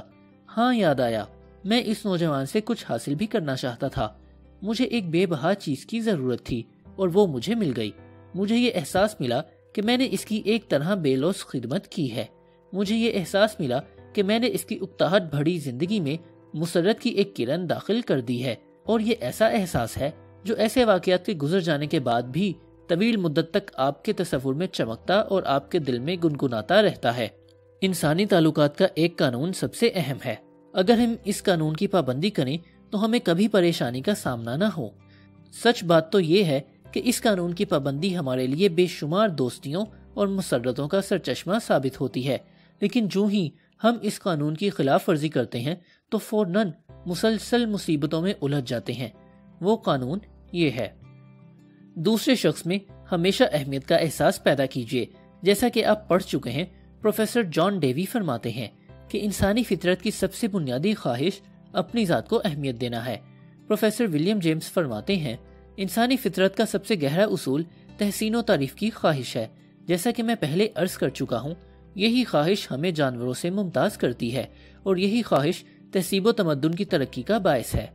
فلسفی ہزاروں سال سے انسانی تعلقات کے متعلق قیاس آرائیاں کرتے چلے آ رہے ہیں، اور ان تمام قیاسیات میں سے ایک نظریے نے جنم لیا۔ یہ نظریہ کوئی اتنا نیا بھی نہیں، یہ اتنا ہی قدیم ہے جتنا کہ تاریخ۔ آج سے 3000 سال پہلے زرتشت نے یہ اصول ایران کے لیے آتش پرستوں کو سکھایا۔ آج سے 2400 سال پہلے کنفیوشس نے چین میں اس اصول کی تبلیغ کی۔ تاؤ مت کے بانی لاؤ تسی نے یہی اصول اپنے پیروکاروں کو وادی ہان میں سکھایا۔ گوتم بدھ نے عیسیٰ کی پیدائش سے 500 سال پہلے اسی اصول کی تبلیغ دریائے گنگا کے کناروں پر کی۔ ہندوؤں کی مقدس کتاب ویدوں اور شاستروں نے اسی اصول کو اس سے بھی 1000 سال پہلے پیش کیا۔ آج سے 1900 سال پہلے حضرت یسوع مسیح نے وادی جودی کی سنگلاخ پہاڑیوں میں اسی اصول کی تبلیغ کی۔ یسوع مسیح نے اس دنیا کے سب سے زیادہ اہم اصول کو صرف ایک فقرے میں سمو دیا، دوسروں کے ساتھ ایسا ہی سلوک کرو جیسے سلوک کی تم ان سے توقع رکھتے ہو۔ آپ اپنے ملنے والوں کی خوشنودی حاصل کرنا چاہتے ہیں، آپ اپنی خوبیوں کا اعتراف چاہتے ہیں، آپ کو یہ احساس چاہیے کہ آپ اپنی چھوٹی سی دنیا میں بہت اہم شخصیت ہیں۔ آپ سستی اور جھوٹی خوشامد نہیں سننا چاہتے، لیکن آپ جائز تحسین اور ستائش کے خواہش مند ہیں۔ آپ چارلس شواب کے الفاظ میں اپنے دوستوں سے توقع رکھتے ہیں کہ وہ جی بھر کر داد دیں اور دل کھول کر تعریف کریں۔ ہم میں سے ہر کسی کو یہ بات پسند ہے، اس لیے ہمیں اس سنہری اصول کی پیروی کرنی چاہیے کہ دوسروں کو وہی کچھ دیں جس کی توقع ہم ان سے رکھتے ہیں۔ لیکن کب، کیسے اور کہاں؟ جواب ہے ہر وقت اور ہر جگہ۔ مثال کے طور پر میں نے ریڈیو اسٹیشن میں متعلقہ کلرک سے ہینری سودن کے دفتر کا نمبر پوچھا۔ وہ کلرک بڑی خوبصورت وردی پہنے ہوا تھا۔ وہ جس طریقے سے لوگوں کو اطلاعات بہم پہنچاتا تھا، اس پر وہ بجا طور پر بے حد نازاں تھا۔ اس نے ایک ایک لفظ موتیوں کی طرح ادا کیا۔ ہینری سودن، 18ویں منزل، کمرہ نمبر 1816۔ میں دوڑ کر لفٹ کی طرف گیا، پھر ٹھہر گیا اور واپس آ کر کلرک سے کہا، جس شاندار طریقے سے آپ نے میرے سوال کا جواب دیا ہے، اس کے لیے میں آپ کا شکریہ ادا کرنا چاہتا ہوں اور آپ کو مبارکباد دیتا ہوں۔ آپ نے بہت مختصر اور مکمل جواب دیا ہے۔ آپ نے فنکارانہ چابک دستی برتی ہے، یہ بڑی نایاب چیز ہے۔ مارے خوشی کے پھولے نہ سماتے ہوئے اس نے مجھے بتایا کہ اس نے ٹھہر ٹھہر کر کیوں بات کی اور ہر جملے کو اس اچھوتے طریقے سے کیوں ادا کیا۔ میرے چند الفاظ نے اس کی نکٹائی کی گرہ کو ذرا اور اونچا کر دیا، اور جب میں 18ویں منزل کی طرف روانہ ہوا تو میں نے محسوس کیا کہ میں نے آج شام انسانی مسرت میں اضافہ کیا ہے۔ آپ کو دوسروں کی قدردانی کرنے کے لیے اس وقت تک انتظار کرنے کی ضرورت نہیں۔ جب تک آپ کسی ملک کے سفیر نہیں بن جاتے یا آپ کسی خیر سگالی وفد کے رہنما نہیں بن جاتے، آپ فلسفہ قدر شناسی کی بدولت ہر روز جادو جگا سکتے ہیں، دوسروں کی مسرت میں اضافہ کر کے اپنی مسرت بڑھا سکتے ہیں۔ مثال کے طور پر اگر ہوٹل کا بیرا ہمارے آرڈر کے مطابق تلے ہوئے آلووں کی جگہ آلووں کا بھرتا اٹھا لائے تو ہمیں کہنا چاہیے تکلیف معاف، میں تلے ہوئے آلو پسند کرتا ہوں۔ وہ جواب دے گا تکلیف کی کوئی بات نہیں، اور خوشی خوشی سے آپ کے حکم کی تعمیل کرے گا کیونکہ آپ نے اس کی عزت کی ہے۔ اس قسم کے چھوٹے چھوٹے فکرے جیسے تکلیف معاف یا براہ کرم، آپ کو تکلیف تو ہوگی، کیا آپ یا آپ کا بہت بہت شکریہ وغیرہ روزمرہ کی زندگی کی اکتا دینے والی مشین کے دندانوں کے لیے تیل کا کام کرتے ہیں، اور یہ فکرے اچھی تعلیم و تربیت کے امتیازی نشان بھی ہیں۔ ایک اور مثال لیجئے، کیا آپ نے ہال کین کا کوئی ناول پڑھا ہے؟ لاکھوں کروڑوں افراد اس کے ناول پڑھتے ہیں۔ وہ ایک لوہار کا لڑکا تھا، صرف مڈل تک تعلیم حاصل کر سکا تھا، لیکن جب وہ مرا تو دنیا کا سب سے زیادہ دولت مند ادیب تھا۔ بیان کیا جاتا ہے کہ ہال کین کو شاعری میں سونٹ اور بیلے دو اصناف بہت زیادہ پسند تھیں، اس لیے وہ دانتے گیبرائیل روزیٹی کی شاعری کا حافظ تھا۔ اس نے روزیٹی کی فنی خوبیوں کے بارے میں ایک تعریفی مقالہ بھی لکھا اور اس کی ایک نقل روزیٹی کو بھی بھیجی۔ روزیٹی بہت خوش ہوا۔ روزیٹی نے شاید اپنے من میں کہا ہوگا، جو نوجوان میری قابلیت کے بارے میں اتنی بلند رائے رکھتا ہے وہ یقیناً بہت ذہین ہوگا۔ روزیٹی نے اس لوہار زادے کو لندن بل بھیجا اور اسے اپنا سیکریٹری مقرر کر لیا۔ ہال کین کی زندگی میں یہ واقعہ سنگ میل کی حیثیت رکھتا ہے۔ اسے اب اپنے عہد کے ادیبوں اور فنکاروں سے ملنے ملانے کا خوب موقع ملا۔ ان کے قیمتی مشوروں اور حوصلہ افزائی سے متاثر ہو کر اس نے لکھنا شروع کر دیا اور آسمان ادب پر ستارہ بن کر چمکا۔ اس کا گھر گریبا کاسل جزیرہ آدم میں واقع ہے، دنیا کے سیاحوں کے لیے زیارت گاہ بن گیا ہے۔ وہ 1 کروڑ روپے کا ورثہ چھوڑ کر مرا، لیکن یہ کون جانتا ہے کہ اگر اس نے اپنے پسندیدہ شاعر کی تعریف میں ایک مضمون نہ لکھا ہوتا تو شاید وہ غربت ہی کی موت مرتا۔ یہ بے پناہ طاقت سچی اور دلی قدردانی کی ہے۔ روزیٹی نے اس مقالے پر اپنے آپ کو ایک بڑی شخصیت متصور کیا۔ یہ کوئی عجیب بات نہیں، ہر شخص اپنے آپ کو بڑا بلکہ بہت ہی بڑا تصور کرتا ہے، اور یہی حال قوموں کا ہے۔ کیا آپ اپنے آپ کو جاپانیوں سے بدتر خیال کرتے ہیں؟ حقیقت یہ ہے کہ جاپانی اپنے آپ کو آپ سے کہیں زیادہ بہتر سمجھتے ہیں۔ مثال کے طور پر اگر کوئی قدامت پسند جاپانی کسی جاپانی خاتون کو کسی گورے آدمی کے ساتھ رقص کرتے ہوئے دیکھے تو آگ بگولا ہو جاتا ہے۔ کیا آپ اپنے آپ کو ہندوستان کے ہندوؤں سے افضل تصور کرتے ہیں؟ آپ کا فیصلہ شاید آپ کے حق میں ہوگا، لیکن لاکھوں ہندو اپنے آپ کو آپ سے اتنا افضل سمجھتے ہیں کہ وہ اس کھانے کو چھوئیں گے بھی نہیں جس پر اتفاق سے آپ کا ناپاک سایہ پڑ گیا ہے۔ کیا آپ اپنے آپ کو اسکیمو قوم سے اعلیٰ خیال کرتے ہیں؟ یہ بھی آپ کا اپنا خیال ہے، لیکن کیا آپ یہ جاننا چاہتے ہیں کہ اسکیمو آپ کے متعلق کیا نظریہ رکھتے ہیں؟ اسکیمو لوگوں نے اپنی قوم کے کام چور، آوارہ گرد اور بد اخلاق لوگوں کو گورے آدمی کا لقب دے رکھا ہے۔ یہ ان کے یہاں کی سب سے بری گالی ہے۔ ہر قوم اپنے آپ کو دوسری اقوام سے بدتر اور اعلیٰ تصور کرتی ہے۔ یہی احساس حب الوطنی اور لڑائی جھگڑوں کو بھی جنم دیتا ہے۔ یہ ایک واضح حقیقت ہے کہ ہر وہ آدمی جس سے آپ ملتے ہیں اپنے آپ کو کسی نہ کسی طرح سے اپنے آپ کو بہتر خیال کرتا ہے، اور اس کے دل میں گھر کرنے کا یقینی طریقہ بھی یہی ہے کہ اسے بڑی احتیاط سے یہ محسوس کرایا جائے کہ آپ اس کو اس کی جگہ پر بڑی اہم شخصیت مانتے ہیں اور دل سے مانتے ہیں۔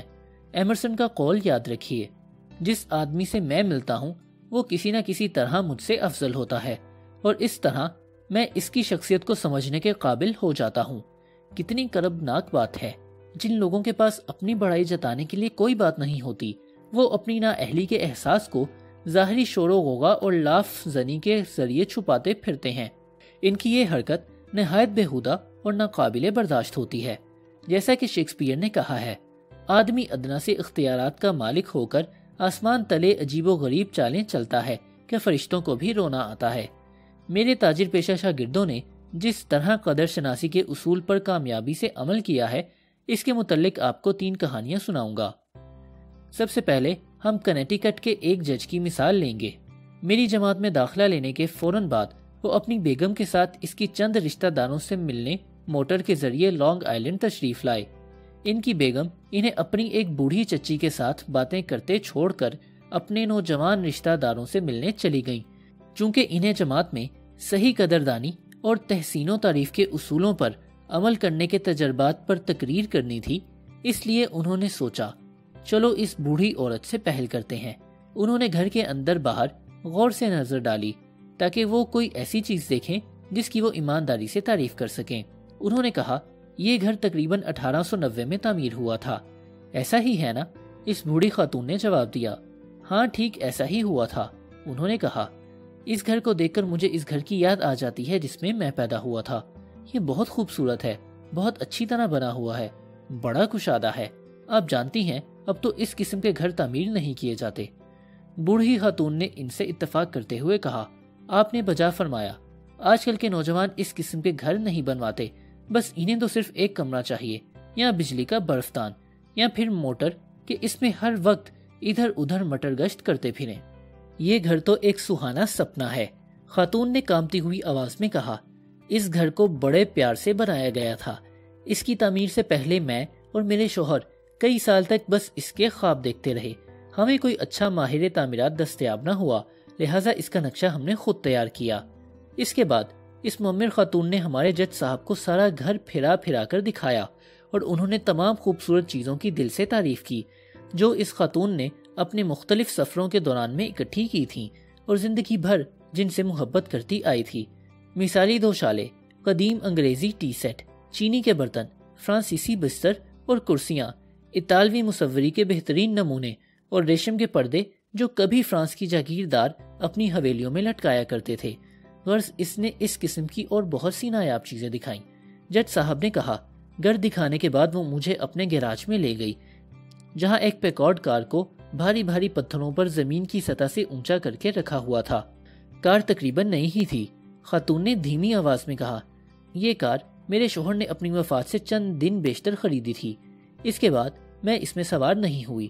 چونکہ آپ نفیس چیزوں کا صحیح ذوق رکھتے ہیں، اس لیے یہ کار میں آپ کی نظر کرتی ہوں۔ جج صاحب نے حیران ہو کر کہا، چچی جان، مجھ سے اتنے بڑے احسان کا بوجھ نہ اٹھ سکے گا۔ میں آپ کی دریا دلی کی داد دیتا ہوں، لیکن میں یہ نذرانہ شاید قبول نہ کر سکوں گا۔ میں تو آپ کا رشتہ دار بھی نہیں۔ میرے پاس نئی کار ہے۔ آپ کے بہت سے رشتہ دار ایسے ہوں گے جو اس پیکارڈ کار کے لیے بے حد بے تاب ہوں گے۔ خاتون نے چلا کر کہا، رشتہ دار؟ ہاں میرے رشتہ دار ہیں جو میری موت کا انتظار کر رہے ہیں تاکہ میری آنکھیں بند ہوتے ہی وہ اس کار پر ہاتھ صاف کر سکیں، لیکن یہ کار انہیں نہیں ملے گی۔ جج صاحب نے کہا، اگر آپ یہ کار اپنے رشتہ داروں کو نہیں دینا چاہتی تو آپ اسے پرانی موٹروں کے بیوپاریوں کے ہاتھ فروخت کر سکتی ہیں۔ انہوں نے جواب دیا، اسے بیچ دوں؟ کیا آپ کا خیال ہے کہ میں کار کو فروخت کروں گی؟ کیا آپ سمجھتے ہیں کہ میں یہ دیکھنا گوارا کر لوں گی کہ اجنبی لوگ اس پر سوار ہو کر اسے بازاروں میں ادھر ادھر لیے پھریں؟ اس کار میں دوسرے سوار ہوں گے جسے میرے شوہر نے میرے لیے خریدا۔ میں اسے فروخت کرنے کا خیال تک اپنے پاس نہیں پھٹکنے دوں گی۔ میں یہ کار آپ کو دے رہی ہوں۔ آپ خوبصورت چیزوں کا ذوق رکھتے ہیں، ان کی قدر سے واقف ہیں۔ جج صاحب نے بڑی کوشش کی کہ وہ کسی نہ کسی طرح سے اس کار کو لینے سے انکار کر سکیں، لیکن وہ ایسا کرتے تو اس بزرگ خاتون کے جذبات کو ٹھیس پہنچتی۔ یہ معمر خاتون ایک بڑے وسیع و عریض گھر میں اپنی شال، 2 شالوں، فرانسیسی نوادرات اور اپنی یادوں کے ساتھ اکیلی رہتی ہے۔ بے شمار لوگ اس سے ملاقات کی تمنا رکھتے تھے۔ اس نے اپنا گھر بڑی چاہ سے بنوایا تھا اور اسے یورپ سے نوادرات لا کر مزین کیا تھا، لیکن اب اپنے بڑھاپے کی تنہائی میں وہ ذرا ذرا اسی انسانی ہمدردی کو اور پرخلوص قدر شناسی کو ترستی تھی۔ لیکن آج ایک شخص نے اس کی خواہش کو پورا کیا تھا، اور جب اس کے اس جذبے کی تسکین ہوئی تو وہ اس شخص کا شکریہ پیکارڈ کار کے تحفے سے کم کسی شے سے ادا نہ کر سکی۔ اب دوسری کہانی سنیے۔ یہ کہانی لیوس اینڈ ویلنٹائن کمپنی کے مینیجر ڈونلڈ ایم میک ماہن نے بیان کی ہے۔ یہ کمپنی پودے فروشی اور باغبانی کا کام کرتی ہے۔ انہوں نے بیان کیا، میں نے لوگوں کو دوست بنانے اور انہیں متاثر کرنے کے طریقوں پر لیکچر سنا تو اس کے فوراً بعد ہی مجھے ایک مشہور جج کی کوٹھی میں باغیچہ لگانا پڑا۔ کوٹھی کے مالک مجھے پھول اور پودے لگانے کے بارے میں چند مشورے دینے باہر نکلے۔ میں نے کہا، جج صاحب، آپ کا شغل بڑا پیارا ہے۔ مجھے آپ کے خوبصورت کتے بہت پسند آئے ہیں۔ مجھے یقین ہے کہ آپ نے میڈیسن اسکوائر گارڈن والی کتوں کی نمائش میں بہت سے انعامات حاصل کیے ہوں گے۔ میری اس ذرا سی تعریف کا اثر نہایت گہرا پڑا۔ جج صاحب جواب دیا، ہاں میں اپنے کتوں کے ساتھ اپنا دل بہلاتا ہوں، کیا آپ میرا کتا خانہ دیکھنا پسند کریں گے؟ انہوں نے تقریباً 1 گھنٹے تک مجھے اپنے کتوں اور کتوں کے جیتے ہوئے انعامات دکھائے۔ وہ ان کے شجرہ نسب نکال لائے اور ان کی خوبصورت اور ذہین نسلوں کی داستانیں سنائیں۔ آخر میں مجھ سے مخاطب ہو کر انہوں نے کہا، کیا آپ کا کوئی چھوٹا بچہ ہے؟ میں نے جواب دیا، ہاں ایک ہے۔ جج صاحب نے کہا، وہ کتا پالنا پسند کرے گا؟ میں نے کہا، کیوں نہیں، وہ بے حد خوش ہوگا۔ جج صاحب نے کہا، بہت بہتر، تو میں ایک پلہ اسے دوں گا۔ اس کے بعد انہوں نے مجھے بتانا شروع کر دیا کہ اس پلے کو کیا کیا کھلانا پڑے گا۔ پھر وہ ذرا رکے اور کہا، شاید آپ بھول جائیں، میں لکھ دیتا ہوں۔ اس کے بعد وہ اندر گئے، کتے کی نسل اور اس کی ہدایات ٹائپ کی اور مجھے 400 روپے کی قیمت کا ایک پلہ دیا۔ انہوں نے یہ پلہ اور اپنے قیمتی وقت کا 1.25 گھنٹہ مجھے محض اس لیے عنایت کیا کہ میں نے ان کے شغل اور ان میں ان کی کامیابی پر اپنی دلی تحسین پیش کی تھی۔ کوڈک کے شہرت یافتہ جارج ایسٹمین نے ایسی فلم تیار کی جس کی بدولت آج کل سینماؤں میں فلمیں دکھائی جاتی ہیں۔ انہوں نے اپنی اس ایجاد کے طفیل 40 کروڑ روپے اکٹھے کیے اور دنیا بھر کے مشہور تاجر بن گئے۔ اسی عظیم کارنامے اور اتنی شہرت کے باوجود وہ آپ کی اور میری طرح اپنی قدر شناسی اور تعریف و تحسین کی خواہش رکھتے تھے۔ مثال کے طور پر کئی سال ہوئے ایسٹ مین صاحب اپنی والدہ کی یادگار کے طور پر مدرسہ موسیقی اور ایک تھیٹر ہال تعمیر کرا رہے تھے۔ مسٹر جیم ایڈمسن ان عمارات کے لیے نشستوں کا ٹھیکہ لینا چاہتے تھے۔ انہوں نے مہمان کو ٹیلی فون کیا اور راچسٹر میں جا کر مسٹر ایسٹ مین سے ملاقات کرنے کا وقت ٹھہرا لیا۔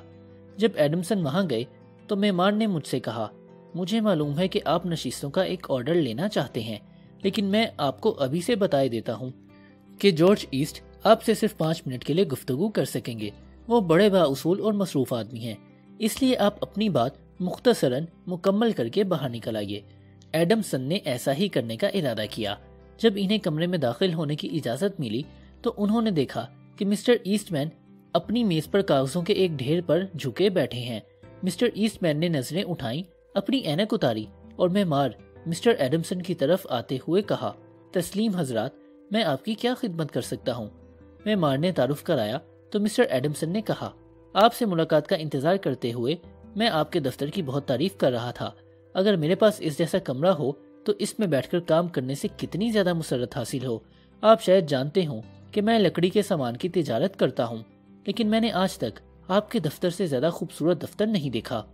جارج ایسٹ مین نے جواب دیا، آپ نے ایک ایسی بات یاد دلائی ہے جو میرے ذہن سے بالکل اتر گئی تھی۔ یہ دفتر بہت خوبصورت ہے۔ جب یہ پہل تیار ہوا تو میں اس میں بیٹھا پھولا نہ سماتا تھا، لیکن آج کل میں اس کے اندر آتا ہوں تو میرے ذہن پر پہلے ہی سے اتنی چیزیں سوار ہوتی ہیں کہ بعض اوقات تو اس کمرے پر ہفتوں نظر بھی نہیں پڑتی۔ ایڈمسن نے 2 قدم آگے چل کر لکڑی کی ایک فالتو تختی پر ہاتھ پھیرا اور کہا، میرے خیال میں یہ انگریزی شاہ بلوط کی بنی ہوئی ہے، یہ اطالوی طرز سے قدرے مختلف بناوٹ کی ہے۔ ایسٹ مین نے جواب دیا، ہاں یہ انگلستان سے منگوائی گئی ہے، یہ میرے لیے ایک دوست نے منتخب کی تھی جو لکڑی کے قیمتی سامان کے ماہر ہیں۔ پھر ایسٹ مین نے ایڈمسن کو سارا دفتر گھما پھرا کر دکھایا، اس کا ایک ایک حصہ، ایک ایک چیز کا رنگ و روغن، ہاتھ سے کھودے ہوئے کتبے اور دوسری بہت سی چیزیں جو خود انہوں نے پسند کی تھیں اور تیار کروائی تھیں۔ کمرے میں ادھر ادھر گھومتے ہوئے لکڑی کی نفیس چیزوں کی تعریف کرتے ہوئے وہ ایک کھڑکی کے سامنے کھڑے ہو گئے اور جارج ایسٹ مین نے اپنے مخصوص نرم و نازک لہجے میں ان اداروں کا ذکر چھیڑ دیا جن کے لیے وہ بنی نوع انسان کی خدمت کر رہے تھے، مثلاً راچسٹر کی university, general hospital, homeopathic hospital, دوست گھر، بچوں کا ہسپتال وغیرہ۔ مسٹر ایڈمسن نے انہیں دولت کے اس بہترین مصرف اور انسانی مصیبتوں کو دور کرنے کی کوشش پر مبارکباد دی۔ پھر جارج ایسٹ مین نے شیشے کا ایک بکس کھولا جس میں سے انہوں نے وہ کیمرہ نکالا جو اپنی نوعیت کی پہلی چیز تھی اور جسے انہوں نے ایک انگریز سے خریدا تھا۔ اس کے بعد ایڈمسن نے جارج ایسٹ مین سے ان کی ابتدائی زندگی اور کاروبار کے بارے میں پوچھا۔ انہوں نے نہایت درد بھرے لہجے میں اپنے بچپن کے افلاس کی باتیں کی اور بتایا کہ ان کی بیوہ والدہ ایک بورڈنگ ہاؤس میں کام کیا کرتی تھیں اور وہ خود ایک بیمہ کمپنی میں 2 روپے روز پر کلرکی کیا کرتے تھے۔ انہیں دن رات ہر وقت غربت کا غم گھن کی طرح کھائے جاتا تھا۔ آخر انہوں نے فیصلہ کیا کہ وہ کم از کم اتنا روپیہ ضرور کمائیں گے کہ ان کی والدہ کو بورڈنگ ہاؤس سے نجات ملے اور وہ عمر کے چند دن آرام کی زندگی بسر کر سکیں۔ مسٹر ایڈمسن اسی طرح ان سے سوالات کرتے رہے، اور جب ایسٹ مین فوٹوگرافی کی خشک پلیٹوں سے متعلق اپنے تجربات بیان کر رہے تھے تو وہ بڑے انہماک سے ان کی باتیں سنتے رہے۔ ایسٹ مین نے بتایا کہ وہ کس طرح ایک دفتر میں سارا دن کام کرتے رہتے ہیں، اور کس طرح بعض اوقات رات بھر تجربے کرتے رہتے تھے، اور کیمیائی چیزوں سے نتائج مرتب ہونے کے دوران میں وہ کس طرح کبھی کبھی اونگ لیا کرتے تھے، اور کس طرح بعض اوقات وہ 3 دن تک اتنے مصروف رہا کرتے تھے کہ کپڑے صاف کرنے اور بدلنے تک کی فرصت نہ ملتی تھی۔ مسٹر ایڈمسن کو ایسٹ مین کے دفتر میں 10:15 بجے بلایا گیا تھا۔ انہیں تنبیہ کی گئی تھی کہ وہ 5 منٹ سے زیادہ وقت نہ لیں، لیکن 1 گھنٹہ گزر گیا، 2 گھنٹے گزر گئے، لیکن وہ ابھی تک باتیں کر رہے تھے۔ بالآخر جارج ایسٹ مین نے ایڈمسن سے مخاطب ہو کر کہا، پچھلے دنوں میں جاپان گیا تو میں نے چند کرسیاں خریدیں اور انہیں گھر لے آیا۔ ان کرسیوں کو میں نے دھوپ میں بیٹھنے کے لیے برآمدے میں رکھ دیا۔ دھوپ کے باعث ان کا رنگ کچھ پیلا سا پڑ گیا۔ ایک دن میں بازار گیا، روغن خریدا اور گھر آ کر خود ان کرسیوں کو روغن کیا۔ کیا آپ ملاحظہ فرمائیں گے کہ میں کرسیوں پر روغن کرنے میں کہاں تک کامیاب ہوا ہوں؟ کیا ہی اچھا ہو کہ آپ آج دوپہر کا کھانا میرے ساتھ تناول فرمائیں، میں آپ کو وہ کرسیاں دکھاؤں گا۔